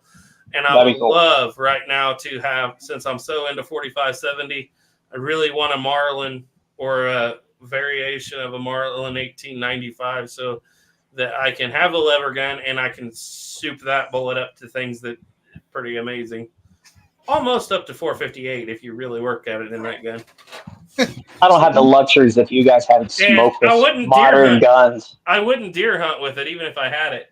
But I might take it, maybe go up to Montana, northern Montana, on a fishing trip or something, and take it as a backpacker. Because if I get one, it's going to be a 16-inch barrel. So speaking of 4570 smokeless, my buddy up there, I'm not saying his name or anything because I don't want him to get embarrassed, but I get up there and he's got a cut right between his eyes. Scope bite. And I asked him, I said, what happened? And so I'm going to give the long version of this. He was going through some of his ammo with me when he's 4570 because he was wanting to make sure that what he had was safe for his sharps and what wasn't safe for his sharps. So I told him, I said, some of those smokeless loads you got, you do not want to put through that thing. You don't want to put anything that ain't rated for a trapdoor through that sharps. Yeah, because it's a Pedersoli and it says black powder only on the barrel, but it's the same model that I had that I traded to Sheldon. You could shoot the trapdoor safe loads through it. So I went through there and he had 3 boxes of 4570 and they're on the box listed 4570 Magnum. Marlin only.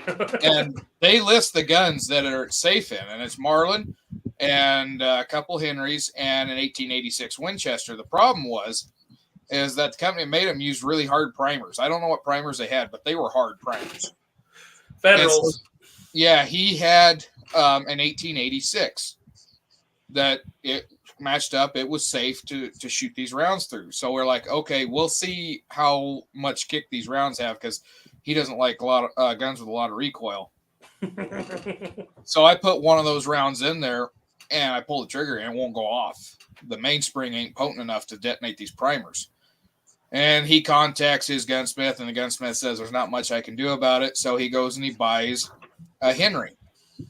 And this is the Henrys that are basically the Marlin copies.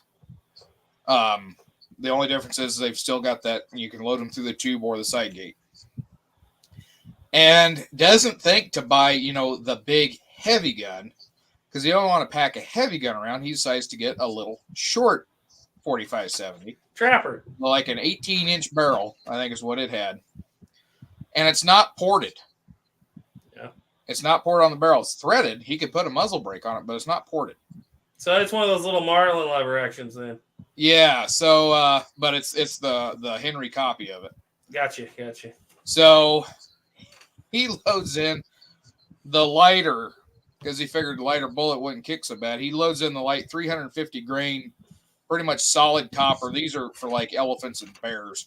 Extreme penetrators. Yeah, but it's a hollow point, so he figures it's okay for deer because it's a hollow point, but it still is 4570 Magnum. So he loads that in there. Hold on, you said this guy doesn't like guns that kick. No. But What is he doing? spent big money. He spent big money because at the time I think he paid like $80 a box for these rounds. So he loads it up there. They're up there. He's hunting with his first group of hunters that come up from a state that's notorious for guys that shoot like World War II when they go deer hunting. And one of the guys makes a shot on the deer, and that's the other thing is they just put the crosshair on and shoot, and wherever they hit. It'll slow them down enough they can kill it. And makes a bad shot, so Sam decides he's going to do the follow-up because that's kind of – I just said his name too, damn it. Anyway, he decides he's going to do the follow-up shot there so that it doesn't get too far. He pulls that 4570 up, and it's also got a little bit tall scope mounts. So he ain't even got a good cheek well. And he touches that round off. That scope comes back, nails him in the face. Stock comes up, breaks his new teeth he thought he broke his new teeth that he just got. Bashes his cheek into his teeth.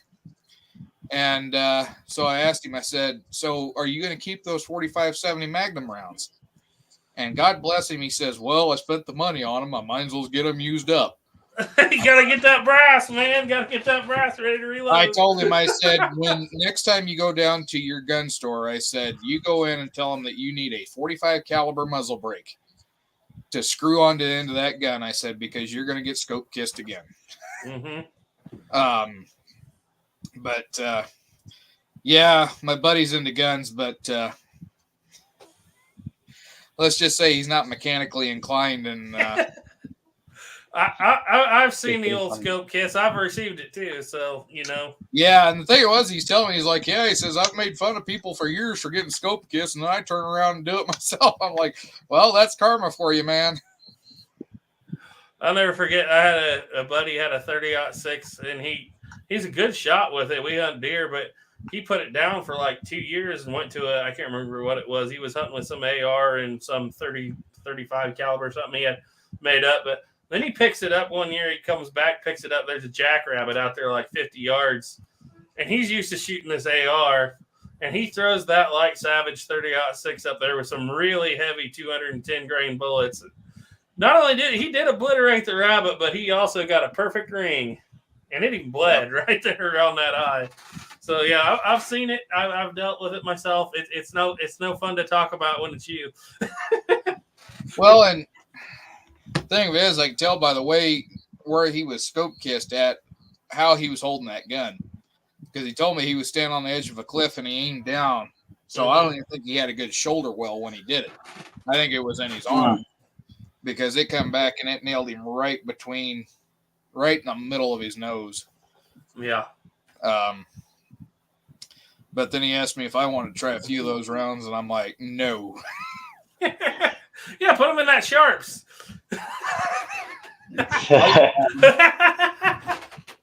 Anyway, Sleepy Leap said a while back, sorry guys, we'll get to a few comments. We haven't talked in so long. We're all just having fun with the conversation. Except for Snapper, he's dying up there.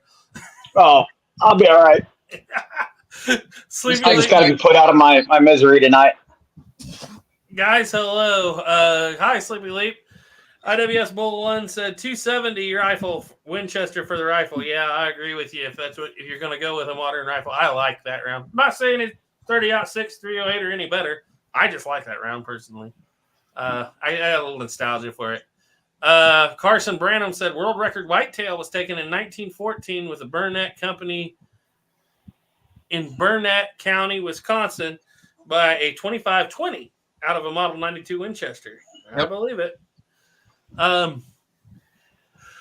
Justin G said 11 bang bang. Is it possible to muzzle load a trapdoor? I've heard that if you use an empty case with a primer and a muzzle load from the top could be one method. It's gonna be really tough to do that, but yeah.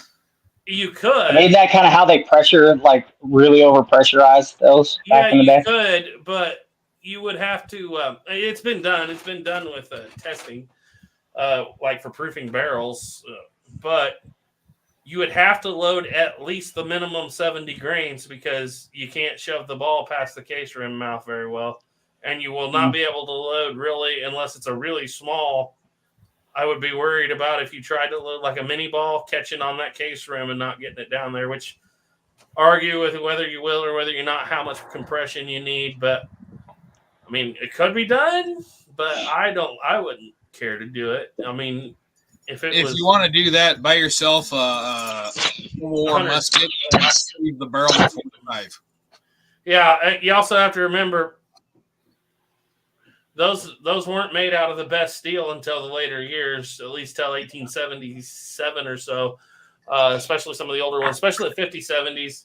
Like, you really probably don't want to pressure it up and have the ball not completely down in the case. I mean, I don't see why you couldn't, but at the same time, unless it's a legal thing or something, I don't know. I don't see why you would. I mean, anything's possible, but I would definitely use the patched round ball. And let's see, that is basically, if on an original, if it's a 45-70, you would want a 4.59 at least bullet, which probably 4.60. So you definitely want to go with a straight 4.50 round ball that's patched, maybe. I don't know. Like I said, legally, if you're going to hunt with it like a muzzleloader, you're probably still not in the correct, because a lot of places muzzleloaders need to be have an open priming ignition. Maybe yours isn't like that. I don't know. If you wanted to do it, I suppose you could, but it'd be a process. What do you guys think?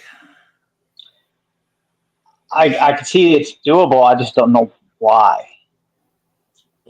Well, there could be reasons, but like I said, There could be a reason. I mean, if it is a real reason, please include it. Other than like over trying to pressurize and make some like hardcore round, I don't know. Yeah, because you really cannot. I'd be worried. Yeah, I'd be really worried if an air pocket. You should really go with at least 80 grains then, because and like I said, some people are going to disagree. Maybe you could, maybe you couldn't. You're also dealing with a brass case. Everything's got to seal up right. I don't know how bad it would leak gas. You don't want to leak gas in a trap door. I mean, you can. It'll expand out the sides, but it's not a good system to leak gas into. And if it's not a very good seal, it won't probably be a very good like expansion of that brass either. Here's the other thing too: is why bother doing that when you can go get a Thompson Center 45 muzzleloader for like $400 at any gun store, or use Traditions for 100. Yeah, I mean it's just. And if you're just trying to make it cheaper to shoot your trap door, just buy a reload kit. But just to answer your question, you could do it that way. I would definitely go heavy on the powder charge, and I would use a 0.4 or a 45 exact caliber round ball, so you're about a caliber below, and patch it. Now, I've known guys that do that with shotguns. I've done that with a single shot shotgun. Yeah, you just cut down and just have that metal. The cylinder bore. You have to have a cylinder bore to do it. You can get by with modified. You can get the ball down there. Yeah, well, I was using shot, but I got you. Yeah, as long as the ball fits in the muzzle, you don't want to do it with a full choke because that ball's gonna be rattling as it goes out. But yeah, no tighter than modified. Because your ball will be too small when it gets to the base. Yeah. And then when I did it, I just took a high brass shotgun shell. I cut all the plastic off of it, and then you can swap out. You're going to have to preload you some primers because it's a pain to swap the primers out in the field. Mm-hmm. But just dump them in there, close it up, push it in. It's basically like a modern muzzleloader at that point. Did you use it for legal reasons for muzzleloading hunting, or? No, I did it because I watched it done by the Pathfinder guy on YouTube, that survivalist guy. And he had the same shotgun I did, and he was showing it. And I'm like, well, yeah, I could try that. The only thing is that you got to carry a ramrod with you because that gun has no place for a ramrod. Mm-hmm. You carry a wiping stick. Yeah, and then the way that the forend attaches, it has a Phillips head screwdriver that screws the forend into a barrel lug. So it's not like you can just drill out the forend and shove a muzzleloader under there and like silver solder a thimble on the front. So it was fun in practice just to be able to know you can do it. But even then, if you're in a muzzleloader only season, that's not going to constitute a muzzleloader. That's when the game board looks at that. They're going to see that is a cartridge arm. And you're still using the cartridge in it. But yeah. But like I said, if there's maybe they just want to try it for the fun of it. I know it can be done because they tested those barrels out to a 200 grain pressure, and they had to muzzle load them to get that because they couldn't fit a cartridge that would hold 200 grains into that chamber. Yeah, and then the other thing you need to think about too is like if you're using it for muzzleloader to hunt in muzzleloader season. Yeah, that's not going to be no good. In a lot of states, not all states, because Colorado's kind of made the exception for the inlines. But in a lot of states, you cannot use anything that loads from the breech during muzzleloader season. Mm-hmm. Even a Sharp's paper cutter. Even though it's using an external priming system, it's loading from the breech. It is not a muzzleloader. You can't have it out in the field and dump everything through the muzzle and shove it down. You'll get a fine. It has to be from the muzzle. They're designed for side lock muzzleloaders. That's what they're designed for. Yeah, and that's really what they should be for. But yeah, I agree with you. In Colorado, you couldn't use an inline during muzzleloader season because they considered that a breech loader. Mm-hmm. Well, they've kind of reconsidered that because you're really only putting a primer in there, especially the break open ones where it's a closed system. That I never understood how those were legal. Yeah, but it's primed from the back because. Yeah, Colorado used to had to be externally primed. Now with the inlines, they've gone to, but you can't. As I recall, you can't have a scope during muzzleloader season. It has to be open sights. unless you have a special permit for like if you've got bad eyesight or something, then they will make exceptions. Yeah. But maybe these people, somebody who wants to know this, maybe just be in a place where they can't have loaded ammunition or something. Maybe their laws are like that, you know. Right. And maybe that's how they can shoot it. Like I said, I would just definitely not go light charged. I would go heavy charged, if anything, with a lighter round ball. And I'd be careful about that too, because just because you could open it, they could still consider that a cartridge. That's true. And if it's marked on there or it's apparent that it takes a long cartridge, you're going to be... Yeah, they're not going to care. They're going to still get you for it. I'm just trying to think of all the reasons you might. Like, maybe you cannot buy ammo where you are, but you have brass and you can't reload. You don't have reloading equipment. Maybe you just want to try it for the fun of it. There's always the only thing I can think of is just for the fun of it. Yeah. Let's see. Gray Pilgrim says, howdy. Hi, Gray Pilgrim. Howdy, right? I'm way back here, guys. Jeremy Gunslinger said 30-30 and 308. Jared Gundon said 30-06. Timber Drifter said 35 Remington. That's a good choice. Yeah. It's my favorite in the big woods with 25-06 in the open country for whitetails. Well, that'll at least reach out there. I know a guy who's hunted a lot with 25-06. The bullet was always a little light for me, but if you can make the kill shot, And I do have a 25-06. I was going to take it hunting this year, but I don't currently have a scope on it, and I didn't want to go spend money on a scope to put on it. Well, so that's one of the reasons it didn't go. But I've been thinking about rebarreling it to 270. I shouldn't talk because I don't know enough. For all I know, I guess they could have 25-06 bullets that are loaded heavier than what I remember other people using. The heaviest bullet that I could find in the store on the shelf was a 117. And it's one of those that I would not shoot anything bigger than a deer or an antelope. I would not take that elk hunting. And that's one of those, like, I would not mess with copper bullets because copper bullets tend to be quite a bit lighter than lead bullets. So I'd want that lead bullet in that just to have all the weight that I could get. You need that penetration. But like I said, I know a guy who's killed a lot of animals 25-06. Yeah. And that brings up one thing here. They're starting to get to the point where they don't want you to shoot or like hunt with lead. Is that getting that way where you guys are? Where you're not going to be able to use lead anyways in a certain amount of time? In Colorado, we're going to go that way eventually. I know it.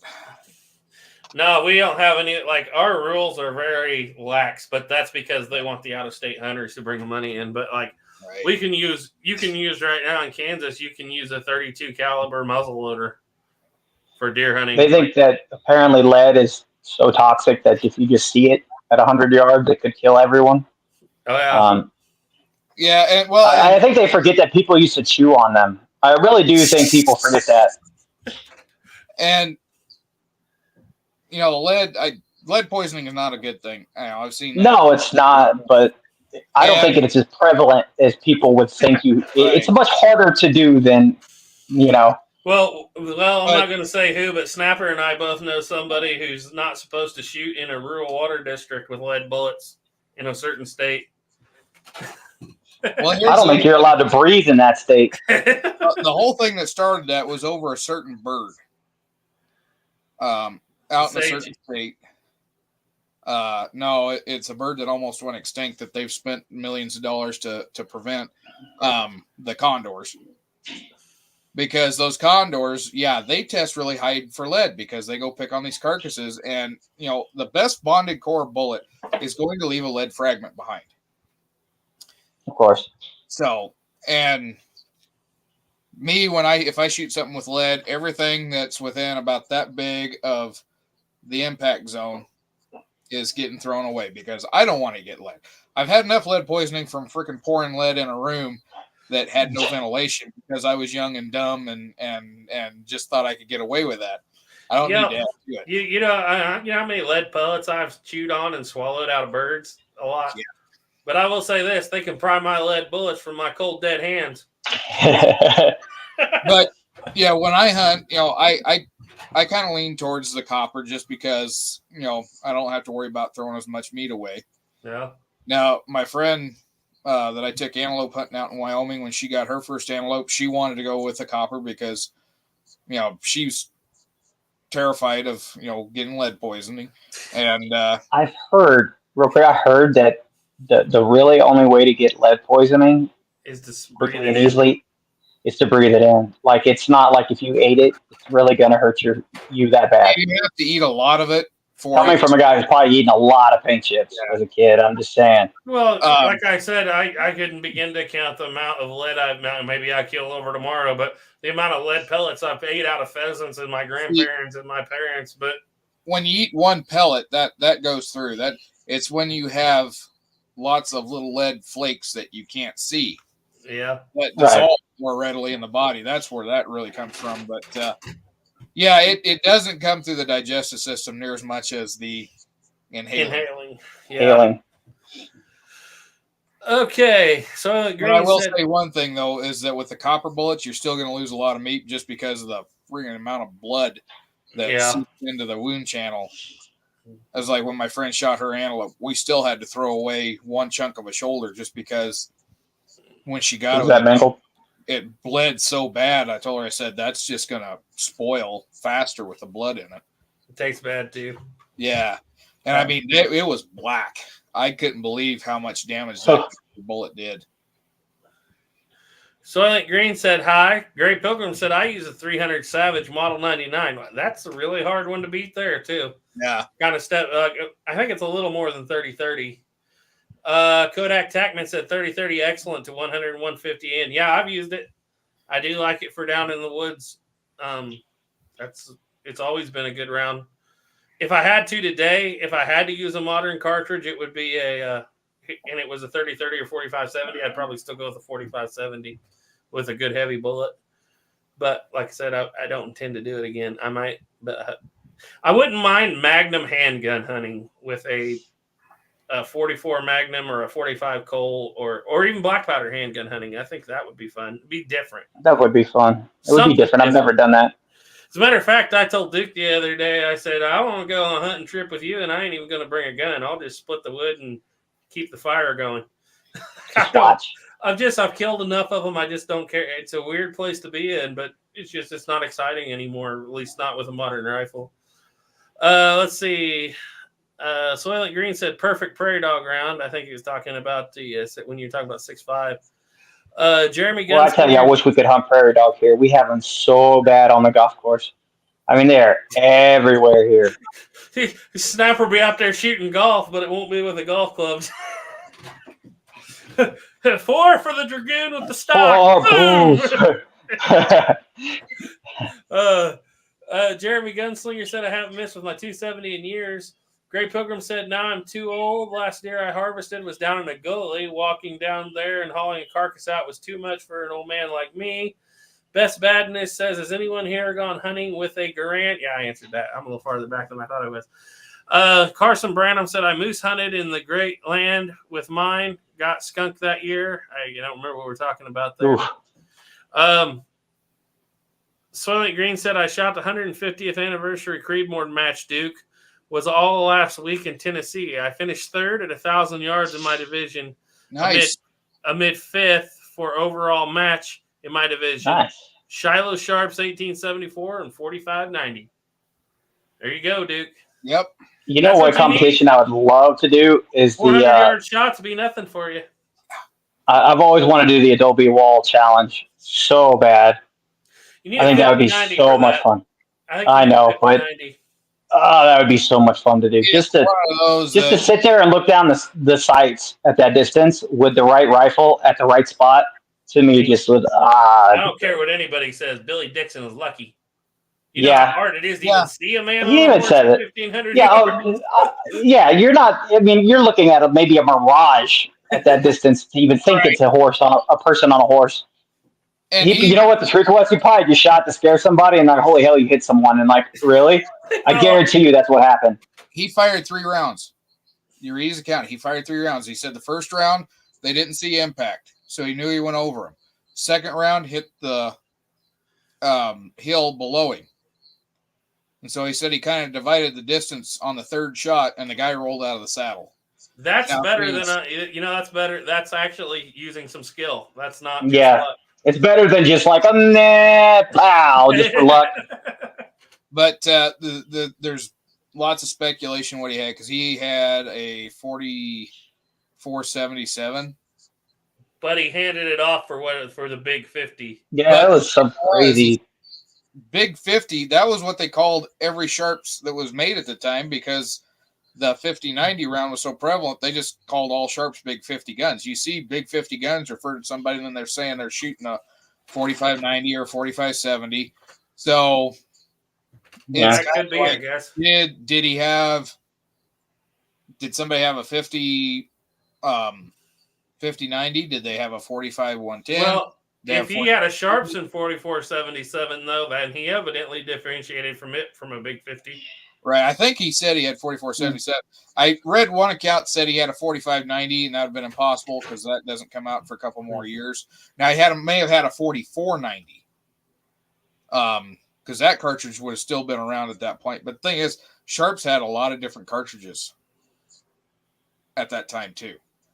So You would just think that they would really have that nailed down, since that is such a popular story in history. right, but I mean, just like everything else, somebody could have said something, and yeah, and they never the story corrected it as time goes on. But that is true. to make that shot, he would have had. He probably did have like a 50-90 to make it that far out. Well, if you take it at its word, the big 50 should be 50-90. But like you said, it could be others. Because even a 45-90, that's pushing the distance of a 45-90, and he wasn't quite 1 mile. He was like 1,500 yards. Mm-hmm. But what would the drop at that distance would be on that gun? That's got to be a massive drop. A lot of drop. You shooting into the sun. What's funny is, that 450 grain bullet, even though it's 50 caliber, is actually lighter than the military was using post 1882, because they were in the 45s. They had 500 grain bullets. Yep. So it's a very interesting combination of things. It should be tried, but I don't have a 50-90 to try it. But there's a lot of fun too on that, because they said 1,500 yards when they measured it after they found the site. And they was doing it with modern stuff. The Comanches were up on a cut bank, so it got even further than that. And I don't think they took into consideration is how many yards of that cut bank has eroded over 100 and some odd years. That's a good point. Because there's one spot down there on the river. So they might have been closer then. Yeah, they could have been, 1,400 yards, 1,200 yards. It doesn't matter once you get past 1,000. It's all about the same. When you get to 1,000, you're pushing the 45-70 to its limit. Yep. It's extreme limit. But it's like when I worked out there at Bent's Fort, every year the river came up and flooded. We lost 6 foot of bank down there at the trappers camp. Yeah. So you multiply that times, hundreds of years. How much erosion in this area, though, like rain versus the plains that it's there? That's kind of a question, too. Yeah, it's like, and they may not be losing 6 feet a year, but there's going to be erosion that takes place. Yeah. So that would be interesting. I'm pretty sure they do a tournament there every year. Pretty sure they do. At least I remember hearing they did. What's that? At the Billy Dixon site, like they actually have a tournament they do. Unless I read that wrong. They have every few years they have a little get together there, and they go out to it. Like Order of the Indian Wars goes out there. But it's all on private land, so it's not like there's a lot of shooting out there. Oh, it's not like you can. I'm still just proud as I can be as Soylent Green for taking third at 1,000 at the I know, right? Creedmoor match. Yeah, that's matter of fact. That's what we were talking about. That is actually pretty amazing. That's incredible.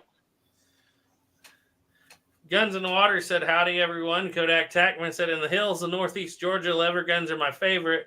But have a 270, excellent for long range, but too fast for short unless using a hollow point or similar performing bullets."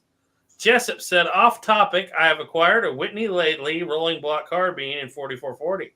Cool. If I recall, that's one of the later rolling blocks, right? Or one of the later Whitney guns at the very end of Whitneyville. unless I'm wrong. Jeremy Gunslinger said 223 for hunting is about ammo, the rifle, and the range. Yes. So Green said that's like Hootie Hoo. He made a perfect crossbow shot on his buck and took it. It took him a few days or more to find. You never know. IWS Bull One said had a friend that hunted with a 22 Hornet, but he was willing to let them walk if he couldn't get the right shot. That's a very important part of hunting. He was 22 for 22 with it, but had to let a nice buck walk. That was it, and that was the end of that. Carson Branham said a lot of deer have been taken with 30 carbine too. Yeah. It's at least a good heavy bullet, even if it's not moving very fast. It's a weak round. It'd be like shooting a deer with a 9mm, and it could be done. It's more than a 9, but yeah, it'd be below what I would want to do. But I've heard of a lot of people actually using 30 carbine. Guns and Water said, got to know the anatomy and be accurate. Yeah, for 223. Soylent Green said, Black Hills MK262 is amazing snapper. Guns and Water said, screaming. Everything Black Powder said, bang, bang, Maxwell Silver Hammer. Must be an ammo type I'm not familiar with. Iron Wings said, howdy, gents. Hi. Jessup said, okay, so Iron Wings, people are saying hi. Iron Wings said, just finished writing my third article for Single Shot Exchange, reviewing the Winchester 1885 6.5 Creedmoor. I love the 22-250, but after experimenting with rifles, my go-to deer and varmint rifle is my Ruger Model 77 and 6mm Remington. Well, that's true. I wouldn't use 22-250 for deer. I've seen it attempted, and it doesn't work very well at all. 22 caliber bullets for deer is just too small, but that's for me. Guns and Water said I use 30-06 and 45-70. Can't go wrong with either of those. Shashila said I'm a snapper, black powder only. Me too, unless it's some kind of handgun hunt without a scope. I don't want a scope. I think there's only one animal I would not want to use black powder with, but I learned really early on in life I wouldn't want to hunt it anyways. Go first. And that's brown bear, like grizzly.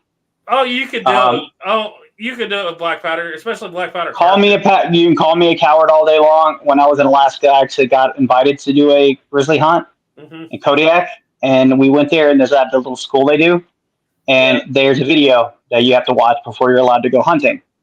And believe it or not, most of us said screw this after watching the video, because the guy hit this grizzly pretty much every single time with an extremely high-powered rifle. And the instructor both did it, and they both lost their lives. And it was at 100, almost 200 yards when they engaged the bear. And it was like, you have to, in the test, you actually they had this like barrel that would come down, and you have to shoot the barrel so many times before it got to you. And if you couldn't do it, they wouldn't let you hunt. So you still wouldn't think like an 1886 and 45-70? I wouldn't do it with a 50 BMG. Put it that way. That scared me that bad. So you're just not going bear hunting anyway? Nope. I've never seen, because we saw a lot while we were there, right? I've never seen an animal do what those bears would do when you hit them. If it wasn't, even if it was a hard shot, I've never seen aggression like that out of anything ever in my entire life. Human, animal, nothing. And I saw that, and I was like, there's a lot of things in this world I'll do. I'll jump out of an airplane. I wouldn't even consider doing without a parachute. Try putting it on, but I will not hunt a grizzly bear. Grizzly bear. Will not do it. Well, so I recently commented on one of Plowboy's recent videos about bear loads in certain type of handgun. Yeah, you can kill that grizzly bear, but if you don't hit it in the head or hit it in the neck and destroy the central nervous system, it'll kill you before you kill it. And you're talking about a car doing 30 miles an hour that has to stop before it gets to you too. And that's the thing that happens all the time. They'll kill it, but it still hits them. And, there's been people killed from just getting hit by the bear. No. I would go hunting grizzly on a couple conditions. I even do it with black powder, maybe even muzzleloader, providing I have a good guide behind me with something akin to 45-70 lever action, really fast, heavy bullets. And then maybe I saw that you could But no, shoot this thing and I'm not it going just by doesn't myself. die. It's there's a time limit. It's one of those things where you could hit it in all the right spots, and there's a time limit until it dies. Well, you do realize those snapper people do it every year. Yeah. Oh yeah, but there are people that die every year doing it too. They don't want you to know that much about it. And this is the thing too is this was a hunt from the ground, right? Says the guy that tows a crotch rocket. Yeah, that's true. That is true. An Italian high-end superbike, but yeah, grizzly bears. Yeah, I'm willing to do that, but no. Bedford Forest of the wildlife kingdom. Mm-hmm. Nobody kills me and lives. That's the bear's mentality. Is that nobody kills me and lives. There you go. Well, and I saw that so much, and that was like no. You know the Journal of the Trapper. It's called, what's that called? You know what it is, Duke. There's that Journal Osborne of the Russell's Journal of the Trapper. Yeah. I was reading that the other day, and he talks about how they told him, "Do not mess with that bear that's laying up there on that island." And he thought, well, it was his first trip. He'd be real smart. Had a big rifle. He shot it. The guys around him shot it. They ran for the trees, and he chased them to the trees. And the guys on the other side of the island shot it. Then he chased them back across there to the other trees. And then he was standing staring this thing down. He had just got reloaded and got a headshot like 10 feet away as it was up on its hind legs. And I'm like, now that would be scary. Yeah, well, and then he's I believe it's his journal's got another account where they shoot a grizzly bear and it doesn't charge him. It runs off into the bush. And he's with one other guy. And he goes in. It was his very first encounter with a bear. He goes into the brush after the bear. And the bear chases him back out and up a tree and manages to pull his moccasin off of his foot and eat his moccasin before the bear dies. And he says, at that point, I decided I would never go into the bush after a wounded grizzly again. If I ever shoot one and they run off, they're just going to die where they're at. Was it Ashley or whatever they were? They were talking about like the one bear, you just don't mess with these certain ones. Yeah. Yeah. You know, matter of fact, this is kind of something prevalent for a future video, is the whole Red Dead Redemption thing. The very first mission with Charles, when he says, don't shoot the bear, that is the real life scenario of don't shoot the bear, because you cannot beat that. If you shoot the bear, you die every time. That is what real life is like with the grizzly bear. You don't shoot the bear. You just say, screw it, this bear owns this area, and I'm done. Hosea told us to shoot that bear, and he picked the biggest bear in the whole game. Yeah, but that was a different bear. Well, the thing is, in Red Dead, when you go with Charles in the beginning, when you're in the snow area, you cannot kill that bear. It's impossible. It's in the game. You can't kill that bear. Yeah, trust me, like there's like whole things of people like, oh yeah, you could definitely kill it, but you can't. There have been people who shot it with even a cannon and it didn't die. Like they actually took the Napoleonic cannon with the like computer mods and it doesn't die. They programmed that bird to not die as a like a lesson to the character. I shot the bear. I don't know how you did it. Playthroughs. I didn't kill the bear. I shot the bear. Oh, you can shoot it, but if that bear goes after you, you die. It charged me, but I shot it enough that it turned around and left. It ran away? Okay. That does happen, but you cannot kill the bear. Because the bear will kill you every time. When I'm in that snow level, I don't care. I hate that stupid snow level. I shoot the TG. And you went out of it so fast. Yeah. Me too. Yeah, no, I did manage to turn the bear on one of those playthroughs. I was like, you can get it to turn and run away, but if you go after it, it will always kill you. Yeah, I just started shooting it in the head as it was charging, and then finally on the last bullet, he was right close, and he just turns and runs. And I was like, oh. I always like how Charles is like, do not mess with it, just don't shoot it. And then if you do it, he's like, what is wrong with you?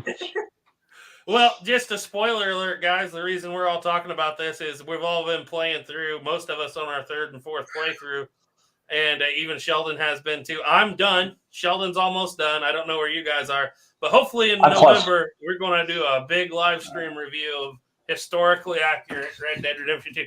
I don't know if you guys tried, but I tried to be as accurate as I could. I just got jacked back from Saint Denis. Oh, you're moving right along then. Okay, you're good then. But I'm in Warma.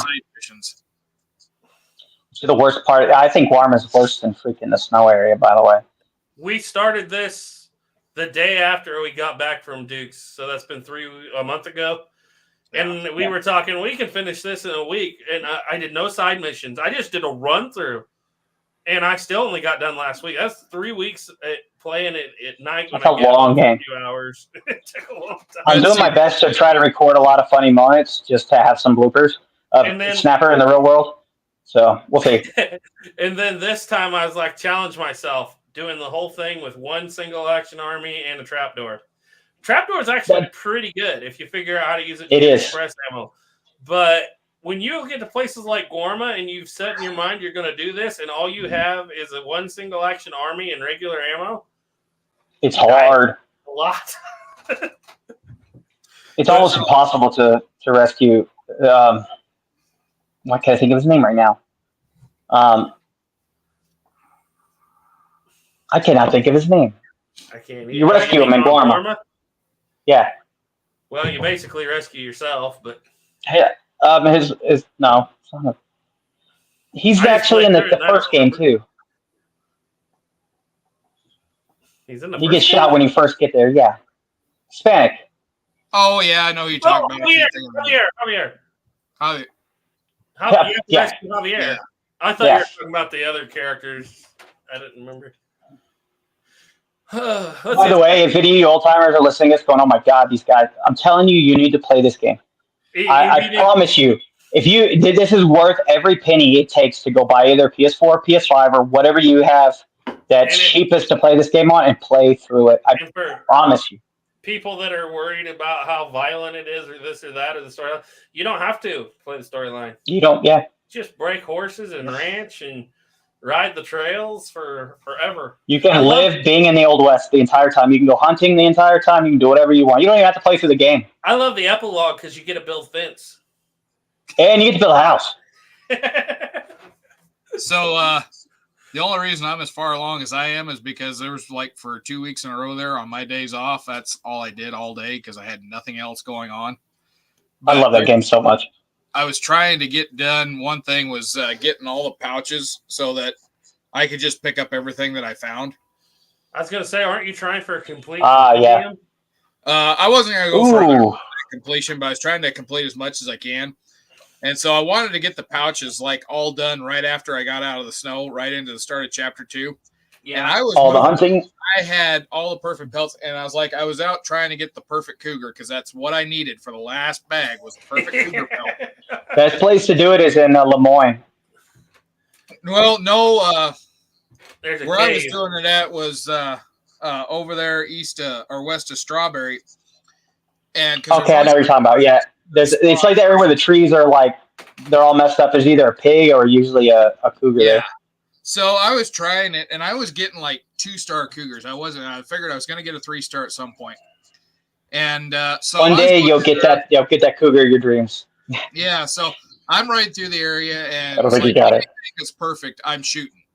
So it was deer, boar, wolves, anything. Just shoot it while I was waiting for this cougar spot.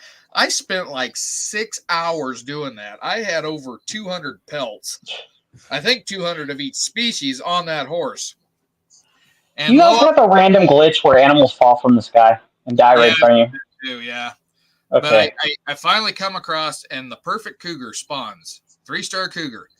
And I go to pull up to shoot, and my freaking horse decides to bucks you. Bucks me off. Because you get killed by it. Another guy. And so I get up to go reload to take aim, and I'm trying to get a headshot, so I get the perfect pelt.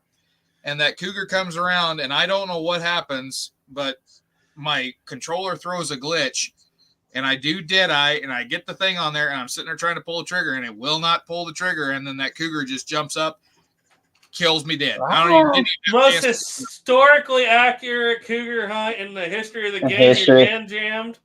Oh, I was so mad. I flung that controller across on the bed, and I walked away from the game because I lost all those pelts. The only pelts I kept was like the little ones that go in the pouch, but all the pelts were on the horse.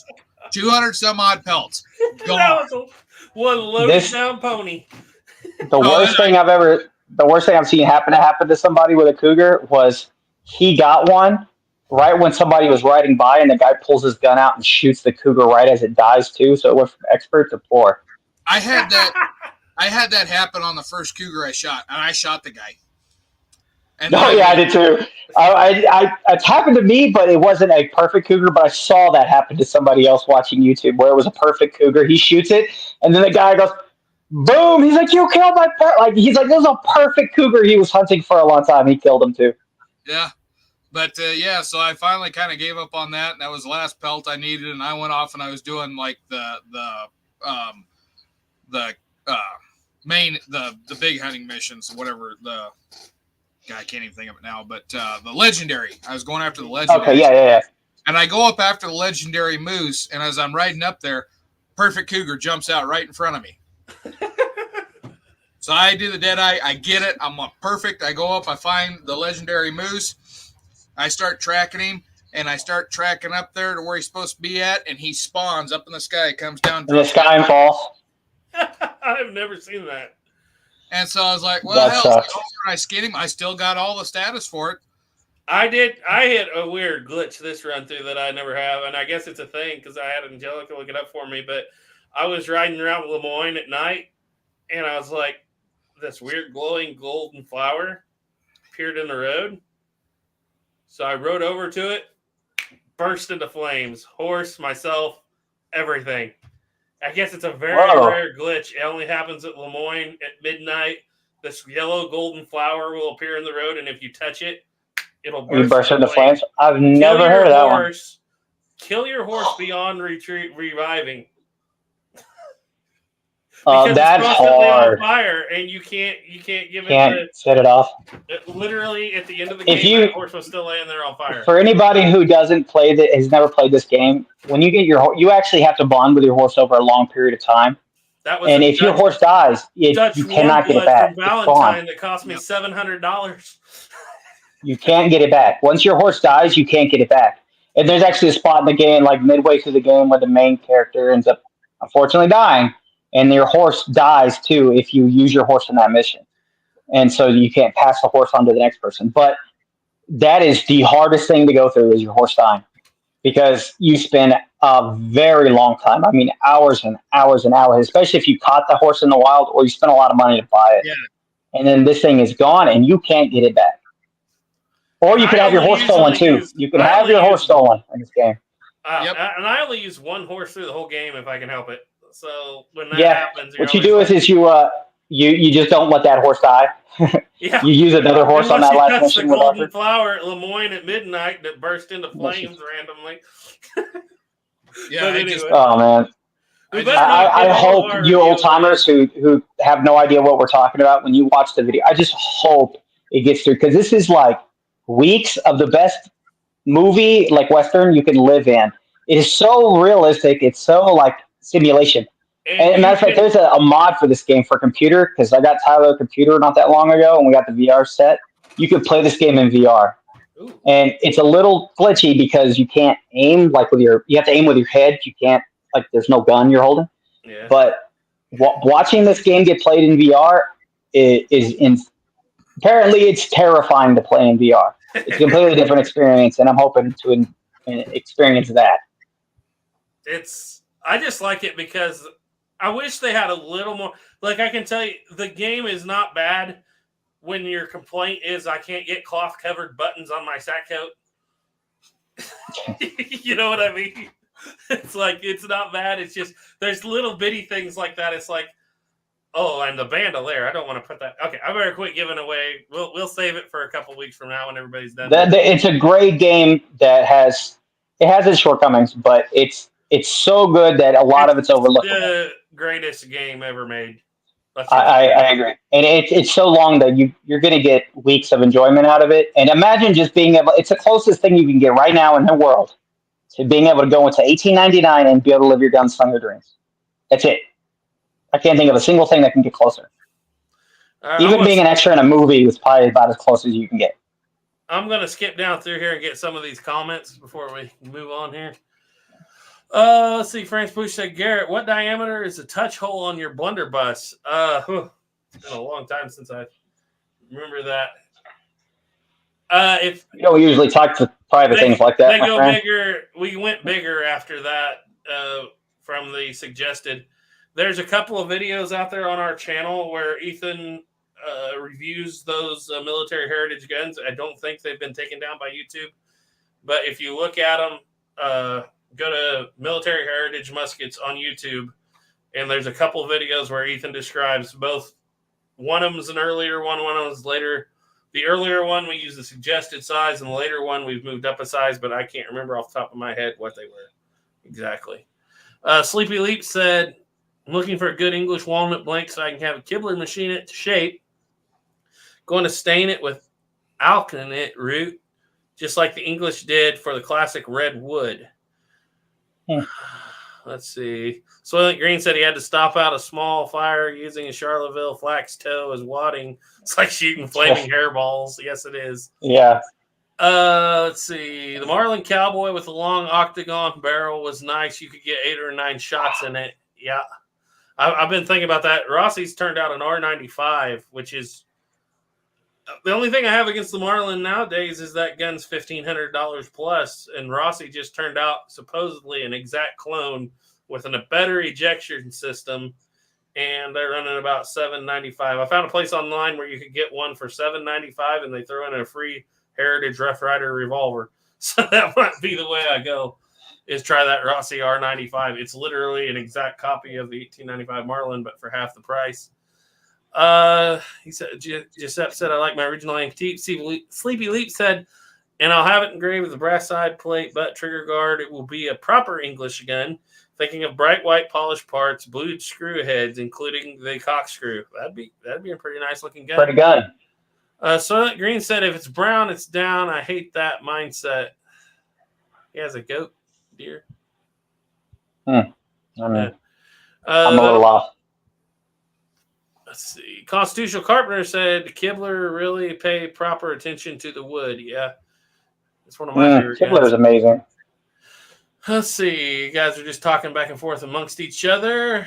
Soylent Green said, talking about muzzle loading the trapdoor, he said, truly, you can get old CVAs and stuff like that for literally 80 to 120 bucks at auctions or at gun shops that have been sitting on the shelves. And they shoot good, too. Especially that 1 in 40 twist that shoots round ball and conical. They shoot really well. Shot Shield said the Garrison cartridge for the trapdoor used a round ball, not patch, between 459 and 464 over about 7 grains of powder. I'll have to look that one up. Garrison cartridge, eh? It's probably in my book. I just haven't read it yet. Let's see. Jeremy Gunslinger said good night. Well, good night to you. Shot Sheila said, sorry, gallery cartridge. Okay, yeah, gotcha. Gallery cartridge, yeah. Gallery cartridge. That makes sense. I've never read about the Garrison cartridge before. Let's see. Gotsluka said good evening. GSF said 300 Savage, Remington Model 8. IWS Bull 1 said 117 grain Nosler partition is death on whitetail. Gotsloco said Mossberg made a muzzle loading barrel for the 500, 590, and 88. Yeah, I've seen those. That no lead is terrible. Yeah, I like I said, I'll hold on to my lead bullets till they prime for my cold dead hands. Yeah, I don't know what you would ever do with muzzle loading though. Like, I can't think of a single thing you could use. They have other than lead. bullets now that you can use, but it's mostly for like inline sabos. It's weird. Yeah. Zars Taylor said, howdy, fellas. Gray Pilgrim said 300 Savage was great hunting round. I imagine it is. I've never actually fooled with it, but I really like the Model 99 rifle. And so I think, yeah, I wouldn't mind trying that one for a deer hunting round, I guess. Goss Against the Day said, I was stunned to find out in Illinois you cannot use rifle at all. You can only hunt deer with shotguns. I've heard that. Some people, it's only shotguns or straight wall cartridges, so 4570 can be used, but I don't remember if that's Illinois or not. Giuseppe said it's the fumes that are the real problem. The white powdery lead is absorbable. Iron Wing said, I love how much people kick up about lead ammo, but you never hear anything about plastic wadding or shot caps. The newest article I'm starting will be about thousands of shot woods working their way into the ocean from the streams and washing up. Yeah, the microplastics, it's bad. They find it in everything. Across the country. Gotsloco said, I was talking to the local gun shop. California even requires non-lead for muzzleloaders when hunting or eliminating varmints. For muzzleloaders, are they nuts? Gray Pilgrim said. Zars Taylor said, just checking in to say hi. I will try to catch your next live stream. Have a good night. Well, if you're still watching, Zars Taylor, I've emailed you a couple times. I don't know if they went through. They might have got stuck in your spam because you emailed me and I've emailed back. I'll try again if you're still watching. Gray Pilgrim said, oh, wait, you said California. Gray Pilgrim said, good night. Guns and Water said, Roundup is worse than lead, but they're okay with that. Lead bans are about gun control. I think so too. Zars Taylor said, good night, Pilgrim. Well, I'm out of here. Happy trails. See you later, Pilgrim. I mean, it's not like lead doesn't grow in the ground. I'm just saying. Sleepy Leap. These guys are saying good night. Timber Drifter said, used to hunt squirrels and rabbits with an Italian 1860 Colt copy when I was in high school back in the 90s. Even got one every once in a while. And I need to try that. Guns and Water said, print the legends. Alex Miller said, YouTube's deadly trio, the cowboy, the outlaw, and the frontiersman. There you go. I'm considered more of the cowboy on a sport bike. So if you ever see a red Ducati fly past you on the highway, like a modern GP sport bike with a guy with a hat and single action armies on his side, it's probably me.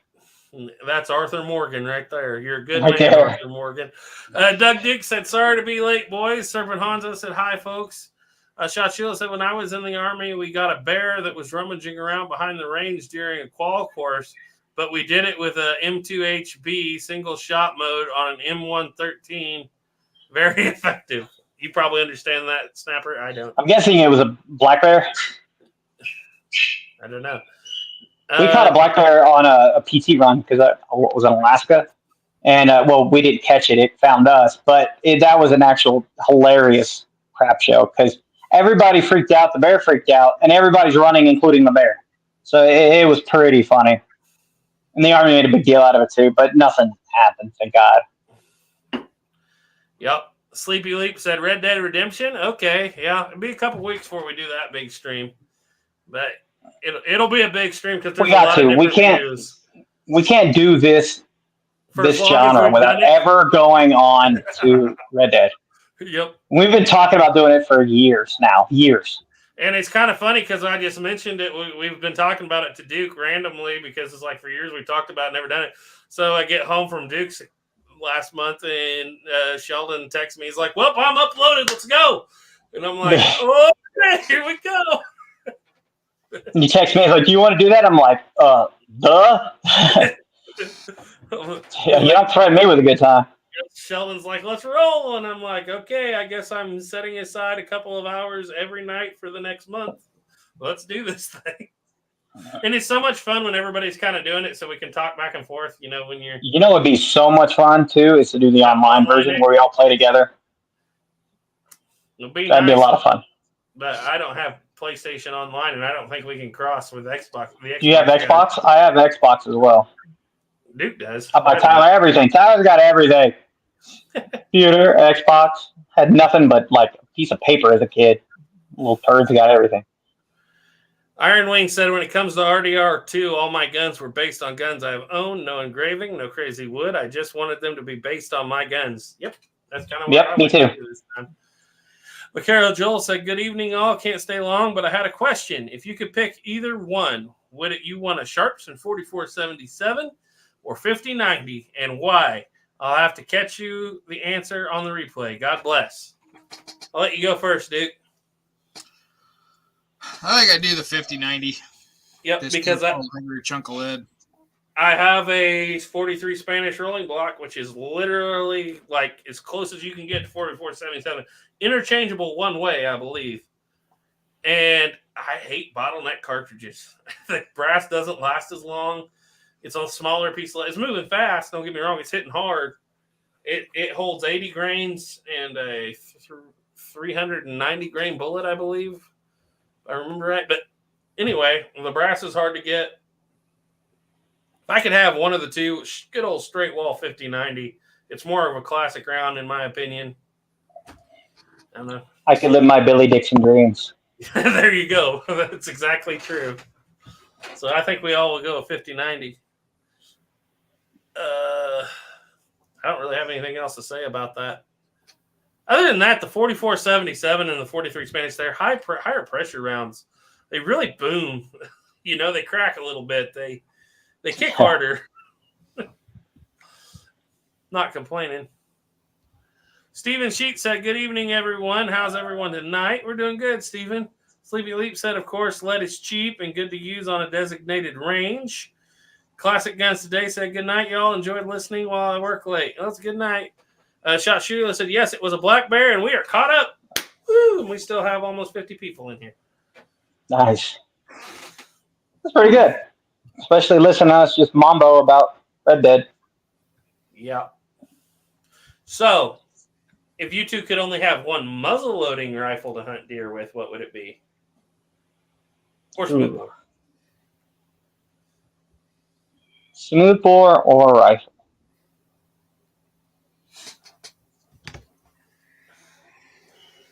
I just because I've always wanted to do it personally, would be either a Northwest trade gun or a brown vest. Just because that would be the coolest thing ever to do. It'd be very traditional. Yeah. I think I could live my my mountain man dreams. We got dreams here, okay, people? I think I'd do the Northwest trade gun too. Yeah. I'm kind of a toss-up because I'd want to do it with a 62 caliber cap Hawken. I was figuring you're going to say Hawken really too. Authentic, but Hawken's not my favorite. But if I could only do one, I want one of those heavy-duty early Virginia rifles in 62 caliber flintlock, all iron mounted. That'd be pretty cool. I saw one of them in a video somebody did from the Museum of the Fur Trade. And it's basically like my Southern Mountain Rifle, but bigger. So I would like to do that. And I know Turkey Creek 1823 may or may not be building one right now. Ooh. Not for me. I wish it was, but I would love to see it. Jim Chambers sells a kit for one. But I'm really tossed between that and a 62 caliber Hawken. Yeah, it's kind of funny. No matter what you do or how old you get, these things change over time. It's just so many cool options that you learn about something new, it can change. Yeah, because I also want to do it with my favorite part about guns. Yeah. There's never the right answer. Just ask me in another week from now, and it'll probably be something different. I thought you were going to say that stock Dragoon up there. Well, that would be one heck of a fun thing to like roam around and go hunting with. That would actually. It's sad if you took that to Colorado, you couldn't hunt with it because it's not a muzzle loader. Yeah, and that's actually the Walker, but I could put the Dragoon on it. Yeah, well, the funny thing is on the clout. That's not considered a muzzle loader in Colorado, as far right, Duke? What, like the cap and ball pistol? No, because they don't load in the muzzle; they load in the chamber. Oh, they're muzzleloader, but you can't shoot a repeater muzzleloader in Colorado. Interesting. Because I had a buddy that had a swivel breech, and he got nailed because that was considered a repeating rifle. Oh, I bet you could fight that in court. I'd want to fight that in court. I mean, I wouldn't. I don't think I would do it in that place, like in the first place. But in Colorado court. That's what I was about to in say. Colorado court, I'm not the right person for that. They haul you in. I'll waste all my money.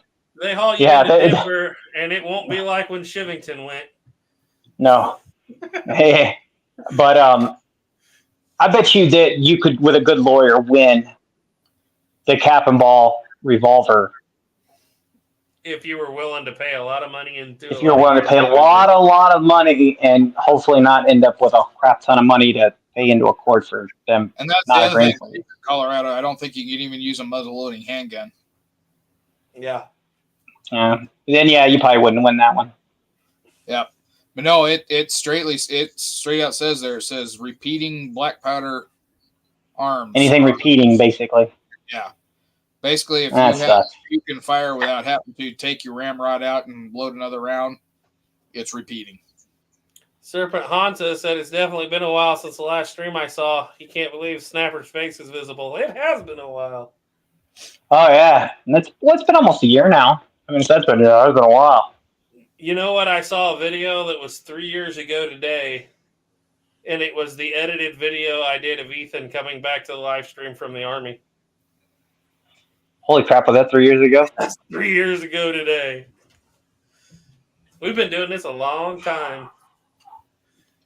Yeah. Since 2020.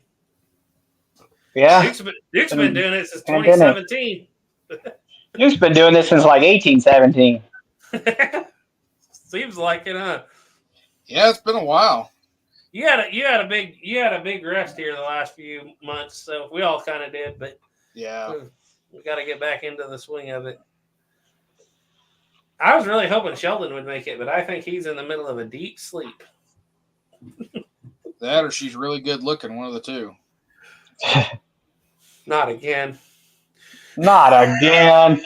Did you warn him this time? You failed last time. It's a long story. Yeah. It's all Duke's fault. Oh, I did tell him. Too late. He just didn't care. probably wasn't as forthcoming as I probably should have been. That's the story I got. Anyway, Snapper Sleepy Leap said if you get a good shot that cracks the shoulder when you're talking about bear hunting, I don't think he cares, Sleepy Leap. I'm telling you, I could be a mile and a half with a 50 BMG with 1,000 rounds of ammo, and I still don't think I could do it, man. I think it would be bear meat before I even see it with my own eyes, and I would still like, nope, I've seen what that thing can do. He's like Hosea after the bear hunt. I'm like Hosea after the bear hunt. You could have the big ones. That's what I hate that mission because it's like we came all the way up here, Hosea. We got behind the rock. We set the bait. We didn't get killed by the bear. And we know where he is. And you won't. And then you're giving up now. Yeah. He saw the bear. I mean, it was right in front of me. It was like, no, maybe I'm getting too old for this. And then I think it's funny because you can see the youth in Arthur. He's like, oh, this is great. It almost ate me. Yep. Kodak Tackman said history has flown from the History Lovers live stream. Yeah, that was the first one. We've done a couple of those. It's been a while. We actually haven't done that in a while. Yeah, now we got to. Well, I mean, we can always put together. Yeah. Now we I just hate to go with the live stream now, though. Let's see. West Covina Dodge said, good to see you guys. Sleepy Link said, we've said 'tis a risky proposition. Probably the culmination of a hunting career. Just a terrified young man sawing what a bear could actually do to a person. No. Jake said, Snapper, did the bear do something worse than kill those guys? There's something far worse than death. Oh my goodness. So I can't sit straight on this chair. Okay, that was probably too far. It's getting late. Yeah. That bear liked them guys squealing like a pig. You got a pretty mouth, boy. Not cool, man. Got a pretty mouth, boy. Oh, my ribs. It's getting late. I hope nobody that knows me is watching. You can start singing the new song that I learned. No, let's not do that either. I think I sent that one to you, Garrett. I don't know if you watched it. Every time you get in that mood, you start getting in trouble, Duke. Oh, God. I can barely breathe. With AKs and stuff.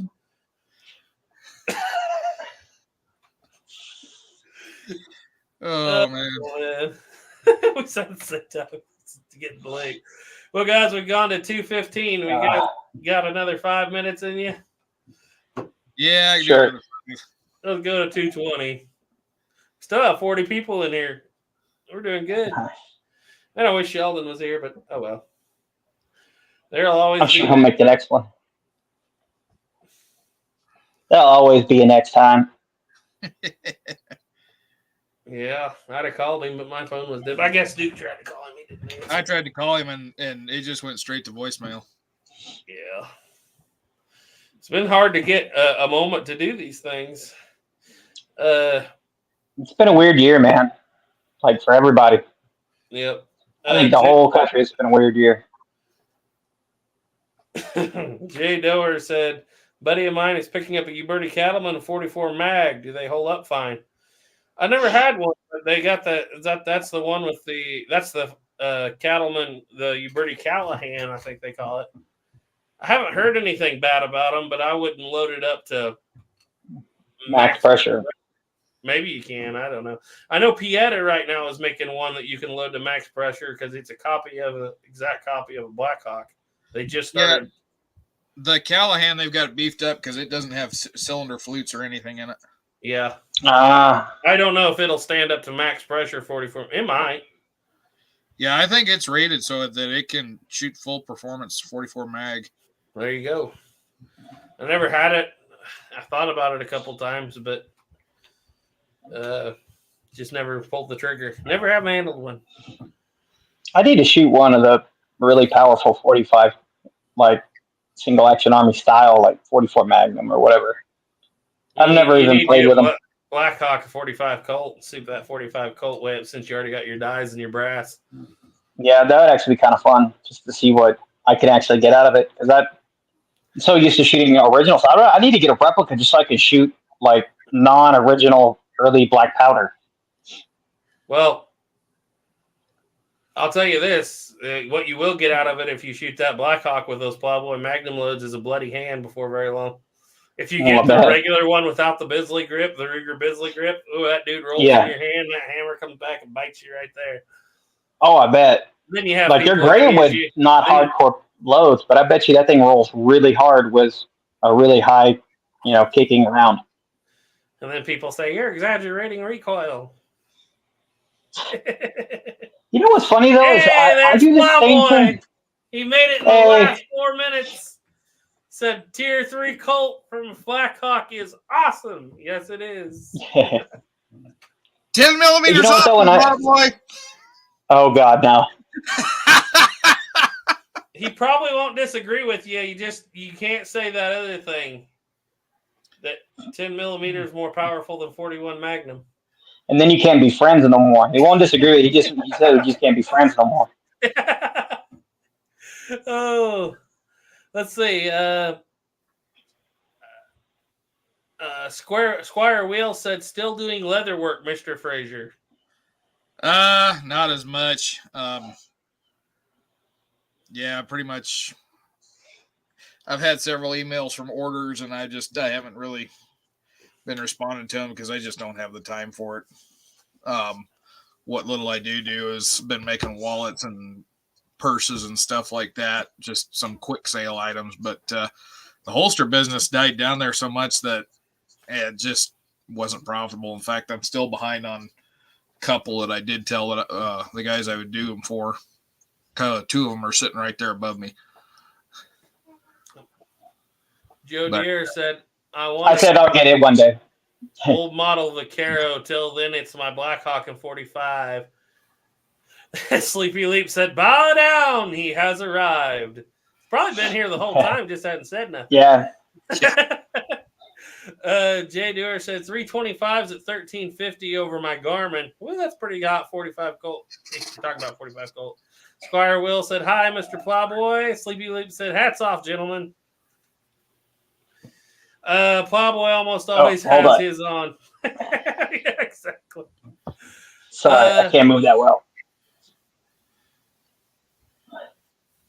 So Squire Will said, I hope it works out better later. I think he's talking about your leather work. But yeah. I've got, my buddy I just got the sharps off of. I got to finish 3 holsters for him. And that ain't going to take me too long because they're already ready to stitch, and he wants them just plain leather oiled. I just got one. I got a tool, but it's with the amount of days I got off, it's just like spend it with family when I can, do the other stuff I enjoy when I can. I get more desperate for money, I'll probably start back up again. But Plowboy, go ahead. Sorry. There for a while, I was getting to where I was making $1,000 worth of holsters a month, and then just drive. The trouble was I got a holster for every one of Caleb's guns. You want to start to sell? Yeah, I don't think you saw them anymore, but I have 22 of your holsters. Yeah. But Plowboy said, been listening for maybe 15 minutes. So you must have, maybe you got the gist of the fact that Snapper does not think that 9mm is stout enough for bear hunting. I don't know. I don't even think he would take a 10mm. I don't think I'd even take a 10mm. The thing is, it doesn't matter what you shoot them with. Like I said earlier in the chat, if you don't hit them in the head, No, we're talking a certain kind of bear. Black bear, I'm not so concerned of. Like, I still wouldn't really want to hunt one. I might one day, but brown bear, grizzly bear, nope. Nope. Well, it's one of those that if you once you turn that rage mode on in that bear, they go full Nathan Bedford Forrest. Nobody kills them and lives. Jake said, not even a 10mm? Not even a 10mm? It blows his whole lung right out of its body. I've been looking at getting a handgun for bears because there's some places I want to elk hunt up in Wyoming where there are grizzlies in that area. And I've been between the SIG 320 10mm Elite. I think it's the Elite. And a Taurus 44 mag. And I finally got to handle a Taurus 44 mag because I haven't seen one forever. I handled the 10mm in a store. But no matter which one of those two guns I take, it's going to be loaded with buffalo bore, solid cast, the heaviest that I can get by with. And the 10mm that buffalo bore has for that, those penetrator rounds are about the maximum you can shoot out of that gun without destroying the gun. And then the other reason I've leaned towards the 10mm is, I've watched plenty of videos here lately where they're firing 40 Smith & Wesson out of them without a problem. And I've got like 500 rounds of 40 Smith & Wesson and no gun to shoot it in. Well, what you need then is just a good, you need to get you one of them Blackhawks 45 Colts. Step it up. No, I pretty well said it. It's either going to be the 10mm SIG or it's going to be the Taurus. I think it's the Raging Hunter. Yeah, my buddy had. He had the 8-inch barrel, and he told me that on that one it's got the vents to where it vents up so that the barrel stays down when you shoot it. He said that it's like shooting a 357 Magnum for him. He said there's not a lot of recoil on it. Yeah. So, but the only thing I was thinking on the 10mm is a little more compact because I want it on a chest rig where I can just reach up and grab it right there. Yeah. But and I thought about, 15 rounds compared to 6. You got 6 rounds that will penetrate further, or you got 15 rounds that, if you get Are you going to lay down a wall of bullets and trust in that wall of bullets to protect you, Duke? Be like that guy on Thunder Ranch. You want that grizzly bear to advance into a wall of lead. two good shots, a good heavy hard cast, whatever it is, 44 Magnum, 45 Colt would be my choice. But I got a with what you're talking about, I would say that an 8-inch barrel 44 Magnum will get heavy. Yeah. And I got a relative that lives up in Alaska, and they told me that they carry a 500 Smith & Wesson with a 4-inch barrel for grizzly bears. But they only bother putting 1 round in it. And I asked him, I said, so if you got it for grizzly bears, why are you only loading 1 round? And he said, because after that first round in that short barrel, because his was chopped off. He didn't go get one that had the ported barrel. He chopped off an 8-inch 500 Smith & Wesson Magnum. He says, after the first round, your wrist is broke. You ain't going to get a chance to shoot the second. Well, I will say this. 44 Magnum, even with good heavy loads, it's not that hard to get a follow-up shot. You got to practice with it a little. Yeah. That's the main thing. But you've been shooting revolvers all your life, so it's not something that's going to be hard for you to get your hand on if you decided to do that route. No. I mean, the thing with everybody about how well do you shoot the revolver, that's mostly people who have never shot revolvers and don't understand how the recoil works and how everybody wants to buckle up with 2 hands and grip that thing tight and don't let it roll in your hand whatsoever. In reality, you know as well as I do, to get that fast shot, you let that roll in your hand. You let that hammer come back where you can reach it and then come back down. Well, and the other thing I was thinking on that is, with the revolver, I can't shoot real fast. I can pull the trigger somewhat fast, but it's going to be kind of like bang, bang, bang, bang. I have shot a SIG 9mm, and with the trigger reset on there, I'm like, it's bang, bang, bang, bang, bang, bang, bang, bang, bang. Yeah. So my mindset with that on the grizzly bear is like with the 10mm, I can do that bang, bang, bang, bang, bang, and still have time to try to climb a tree behind me. Whereas with that 44 Magnum, I'm going to be shooting a little slower by the time it gets empty. I might not have time to climb that tree. Plowboy said you're going to need a magazine full of 10mm. Well, and I was watching Plowboy's video where he talks about that, and I kind of read up on that incident he mentions in there in Wyoming. That was just absolute poor shot placement. Don't try to shoot a grizzly and stop it by shooting it in the chest. How about don't try to take your clients fishing with a 9mm in grizzly bear country where you get charged 6 times a year? Well, and then there's been a couple of years now. It was right after I got up to Wyoming. There was a guy that took another guy out. He was an outfitter, took a guy out elk hunting, and they had a grizzly come in, and he had a Glock in 45 ACP, and he was loaded with, penetrator bear rounds, and the 45 ACP with penetrator rounds, yes, they will get in there if they have to. But that guy didn't even pull his pistol and try to shoot it. He took off running, and the guy he was guiding got killed and mauled by the bear. And so that guy got charged criminally in court. Yeah. For basically negligence. Wes Covina Dodge. You think if you're going to charge somebody to take them and protect them, you would do that? Yeah, no kidding. Wes Covina Dodge says, I think a rusty ice pick might be better than a 9mm. Well, and then my buddy that I was just hunting up with, he spent some time up in Alaska. And he was telling me he was talking with an old guy there, and he had a 44 Magnum. And the local guy there says, you don't want to shoot a bear with that. You just make him angry. And he's like, well, what do you shoot him with? And this guy pulls out a Browning. It was one of the semi-auto, as a BAR civilian. Yeah. That he had chopped the barrel off of on the front and chopped the stock down. And he says, if it ain't 30-06 in your handgun, you don't need to be bear hunting. Yeah. The only trouble with that I see is you're going to carry that thing everywhere. Oh, apparently that old guy did. He had a little chest rig for it, and I mean, it's about like carrying that shockwave around. Yeah. But yeah, he was like, yeah, if you ain't got a 30-06 in your handgun, you don't need to be out in bear country. And I was like, it's kind of big. I think in your handgun, you don't need to be out there. Area Ballistics makes a 45 Colt with a 420 grain hard cast lead bullet doing 1,100 feet per second. That right there will take care of any bear, and you can train yourself to handle that recoil. But that's I want to see what happens with a bear. That's a large 570 ballistics.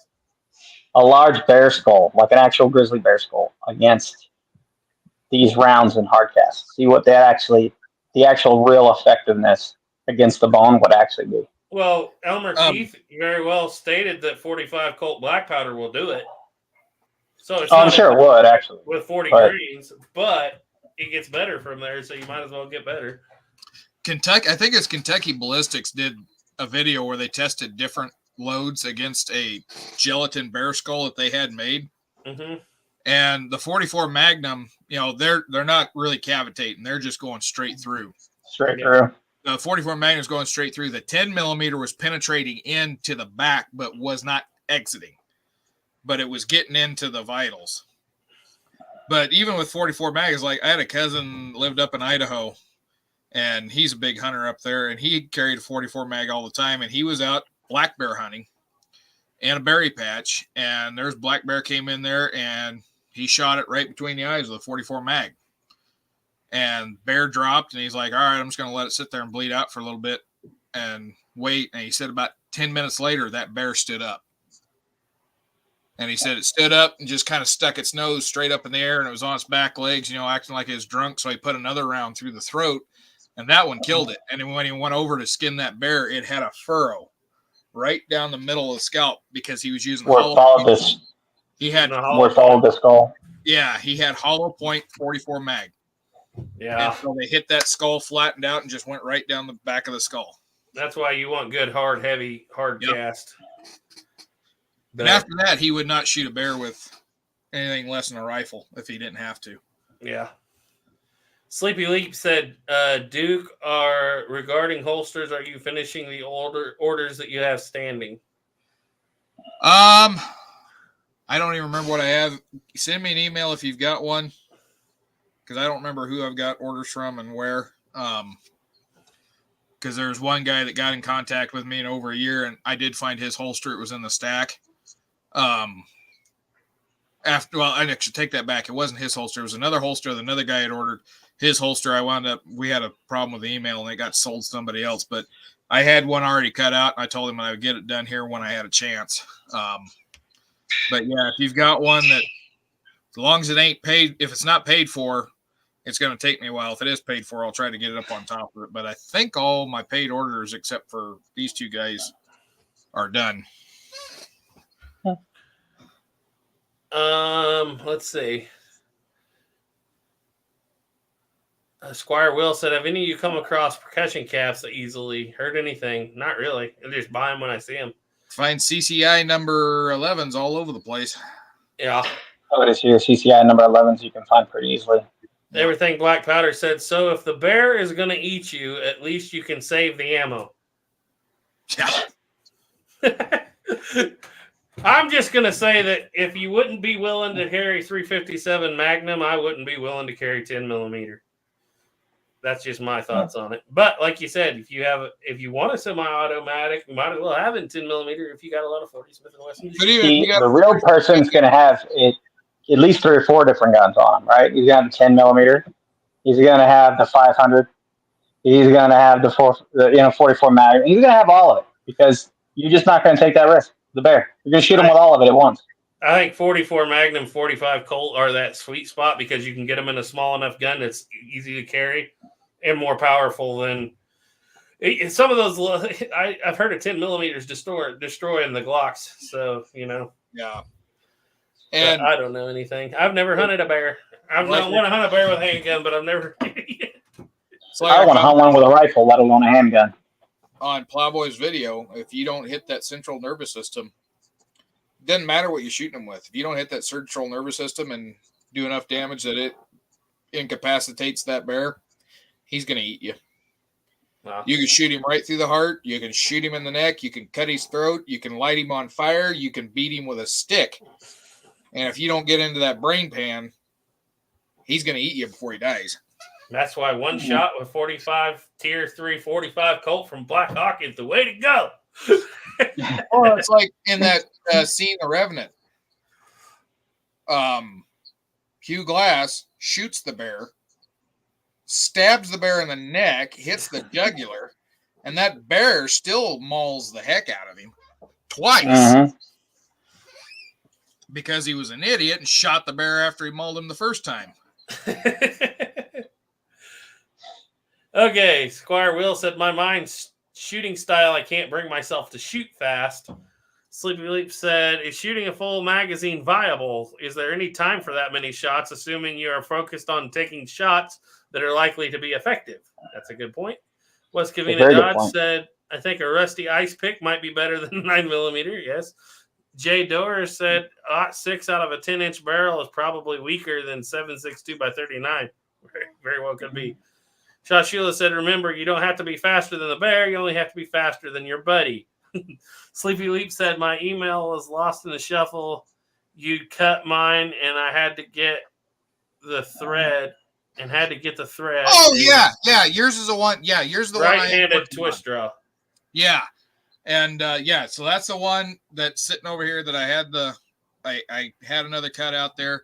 So I don't know exactly when I'm going to get it done because, like I said, holsters are not my primary focus at the moment, but I am going to get it done. I do have the thread here somewhere. The only thing is I don't remember what the color was, and if you want it colored, I got to color it before I sew it. Yep. He said he'll email you. Plowboy said the 4 5/8 Black Hawk is about perfect. And Plowboy said that bear, the one he was talking about in the first of his video, did have multiple 10 and 45 shots to the face that failed to penetrate. Let's see. Serpent Hanzo said, did Rip from Yellowstone shoot the bear with a Winchester or Marlin? I don't know. I haven't seen it. And this is why you don't shoot brown bears, period. You just leave them alone. Sleepy Leaf said, "Thank you, Duke." But what happens, Snapper, if you're just walking through that country and one's chasing you? That's why you don't walk through that country. You're getting it all wrong here. You don't go there. You would never live in the forbidden mountains land. of Idaho. Well, I've considered the mountains of Idaho, but Not that you know there's bears there. I don't know if the grizzly bears in the mountains of Idaho are the same thing as like the brown bears in Kodiak, Alaska. I don't think the inland bears are quite that big. And those are the ones that I've had the no experience, but almost experience with, where I was like, nope. I'll happily do anything else. Like, you want to like fight a brown bear? Like, you do your own thing. I'm not doing it. I could jump out of a plane all day long, but I'm not fighting the brown bear. I don't know why anybody want to jump out of a perfectly good airplane that wasn't on fire. I don't know why anybody would want to fight a brown bear that wasn't on fire. Jake wants to know, Snapper, would you hunt a grizzly with an atom bomb and a B-29? No, he's jumping out of the plane. I'll be jumping out of that thing. You're going to get too close to the brown bear. Yeah, the problem is that atom bomb's going to go off. The only thing left, that's freaking brown bear standing there. I get it. My paranoia is a little off, but well, everybody's got to be scared of something. Brown bears is what I'm scared of. Yeah. So Sleepy Leaf, I'm going to be. Well, that's the spiders. I don't like spiders. I'm going to be full honest in disclosure. Glad you said twist draw, because I cut you a right-hand cross. So I'll cut that again. I got the leather sitting over there. I'll get that cut. I'll do that here tomorrow. I got tomorrow off, so. Standing there menacingly. Yeah, no, I'm with Plowboy. Everybody has to do what they feel most comfortable with, but I'm most comfortable with that 45 Magnum load, or that 16-inch Trapper 4570 with hot 4570 load would be it. Yeah. If it's slung on your back in a very short lever action rifle. But obviously that's not enough for Snapper. He does not believe in 10 millimeter bear medicine. He does not believe in 45 ACP bear medicine or 9 millimeter bear medicine. That's the worst of all the bear medicine, I think. Yeah. Or Plowboy said, or 450 grain 500 JRH at 1,300 feet per second. Yeah, that might be even a little much for me, but I could probably figure it out if I had some time. Here, Snapper, you can take a law bear hunting. That ought to do it. I don't know. I've seen an AT4 hit a garbage can before. That was pretty cool, but I don't know. That bear might still survive that. You don't know, man. Well, you just got to aim for the front leg, so that if he does get to you, he's going to kind of be a little handicapped. He'd be like the Wolfman on Monster Squad, blowing all the pieces, and then Snapper would just be his like, yep, all back together. There he comes. Yeah, all back together. Sheldon just woke up. Oh, is he going to come up in a few minutes or no? Probably not. Well, we got to get out of here anyway. Yeah, bye, Rupert. Yeah, don't think me. Oh, sorry, Snap. I'm going to get to bed. It's been a lot of fun. This has been fun. See, we got to do this more. Yeah. We'll do one before Halloween again, hopefully, if everybody Yeah, it'd be fun. Got to do our Halloween show, our annual Halloween show. Sleepy Serpent Hansa said, I got to take off. It was good seeing you all again. I'll catch y'all on the next stream. See ya. Sleepy Leap said, I'll email tomorrow, but since I'm here, the holster was to be a right-handed twist draw, half flap, and dark russet. Okay, yeah, I know what I did there. I had it right hand. I didn't put twist down, so I will get that cut tomorrow, and I'll get the holes punched. That won't take me too long, and then I'll get it dyed, and then after I get it dyed, it'll have to set a little bit, but I'll get it all sewn up here as soon as I can. Shot Sheila said, I used to jump out of perfectly good airplanes for a living. I trust pilots to take off, but landing not so much.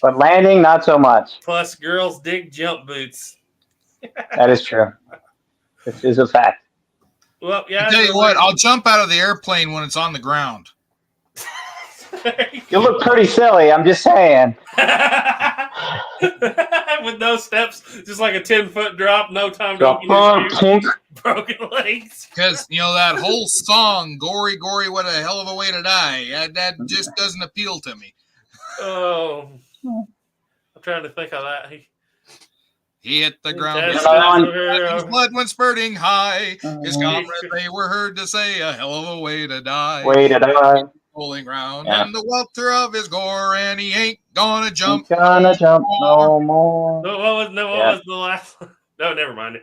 It's too gory for you. They basically scoop him up and with a shovel and pour him into his boots. Hanging from It's been a long time, but yeah. On the risers there were brains upon the chute, and intestines were dangling from his paratrooper's suit.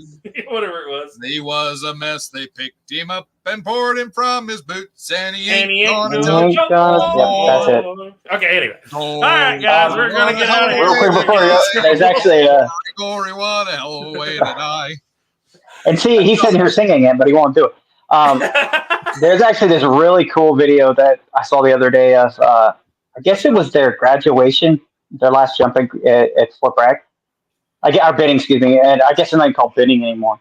Yeah, it's Fort Howell or more. For Liberty, for Bragg. I mean, he's so stupid. But this dude has, he doesn't have a full opening all the way down. He never pulls it and pulls his reserve. He rides it, and right before it hits the ground, it inflates. I mean, it was insane. Like it's funny because you see all these people going, oh my god, and you see this, and then right before you see everybody, like, yeah, it was actually kind of cool. But it was like, that is what you don't do. Like you did everything wrong, and yeah, he just got lucky. Sleepy Leap said, I jumped out of many school buses. Fire drill. Many fire drill. I used to have that song as my ringtone on my phone. Oh yeah. And I was working up at Fort Laramie, and it was one of those days everything was kind of slow. So we're sitting there looking at the news on the computer up there on the front. And it was when we was pulling out of Afghanistan, and that plane took off, and you can see that person fall from that plane. Oh yeah. Oh, that And would be a as song they for that. start to fall from that plane, my friggin' phone rings, and I didn't have it on silent, and it starts playing "Glory, Glory." You're gonna make me laugh. It's gonna hurt. That's messed up. That's so funny and messed up. And the worst part of it is the way I had it set. As they go through that, then it sounds like he hits the ground. The sound was splat. Just about the time that he's getting. I got told that I had to change my ringtone after that. What was that line in that song about the ambulance boys jumped up and down for glee because they haven't had a chance to run since 1943? No. Something like that. What the? Oh God, my back. They clap their hands and stomp their feet because they haven't had a chance to run. Jeep's running wild. The medics were. It's been too long since I heard it. It had been a week or more since last to shoot had failed, and they ain't gonna jump no more. I'm gonna blame you if I can't breathe tomorrow. It's all your fault, dude. Yeah, before I get started on the bad Chisholm Trail song. Trust in God, keep your powder dry. Bye.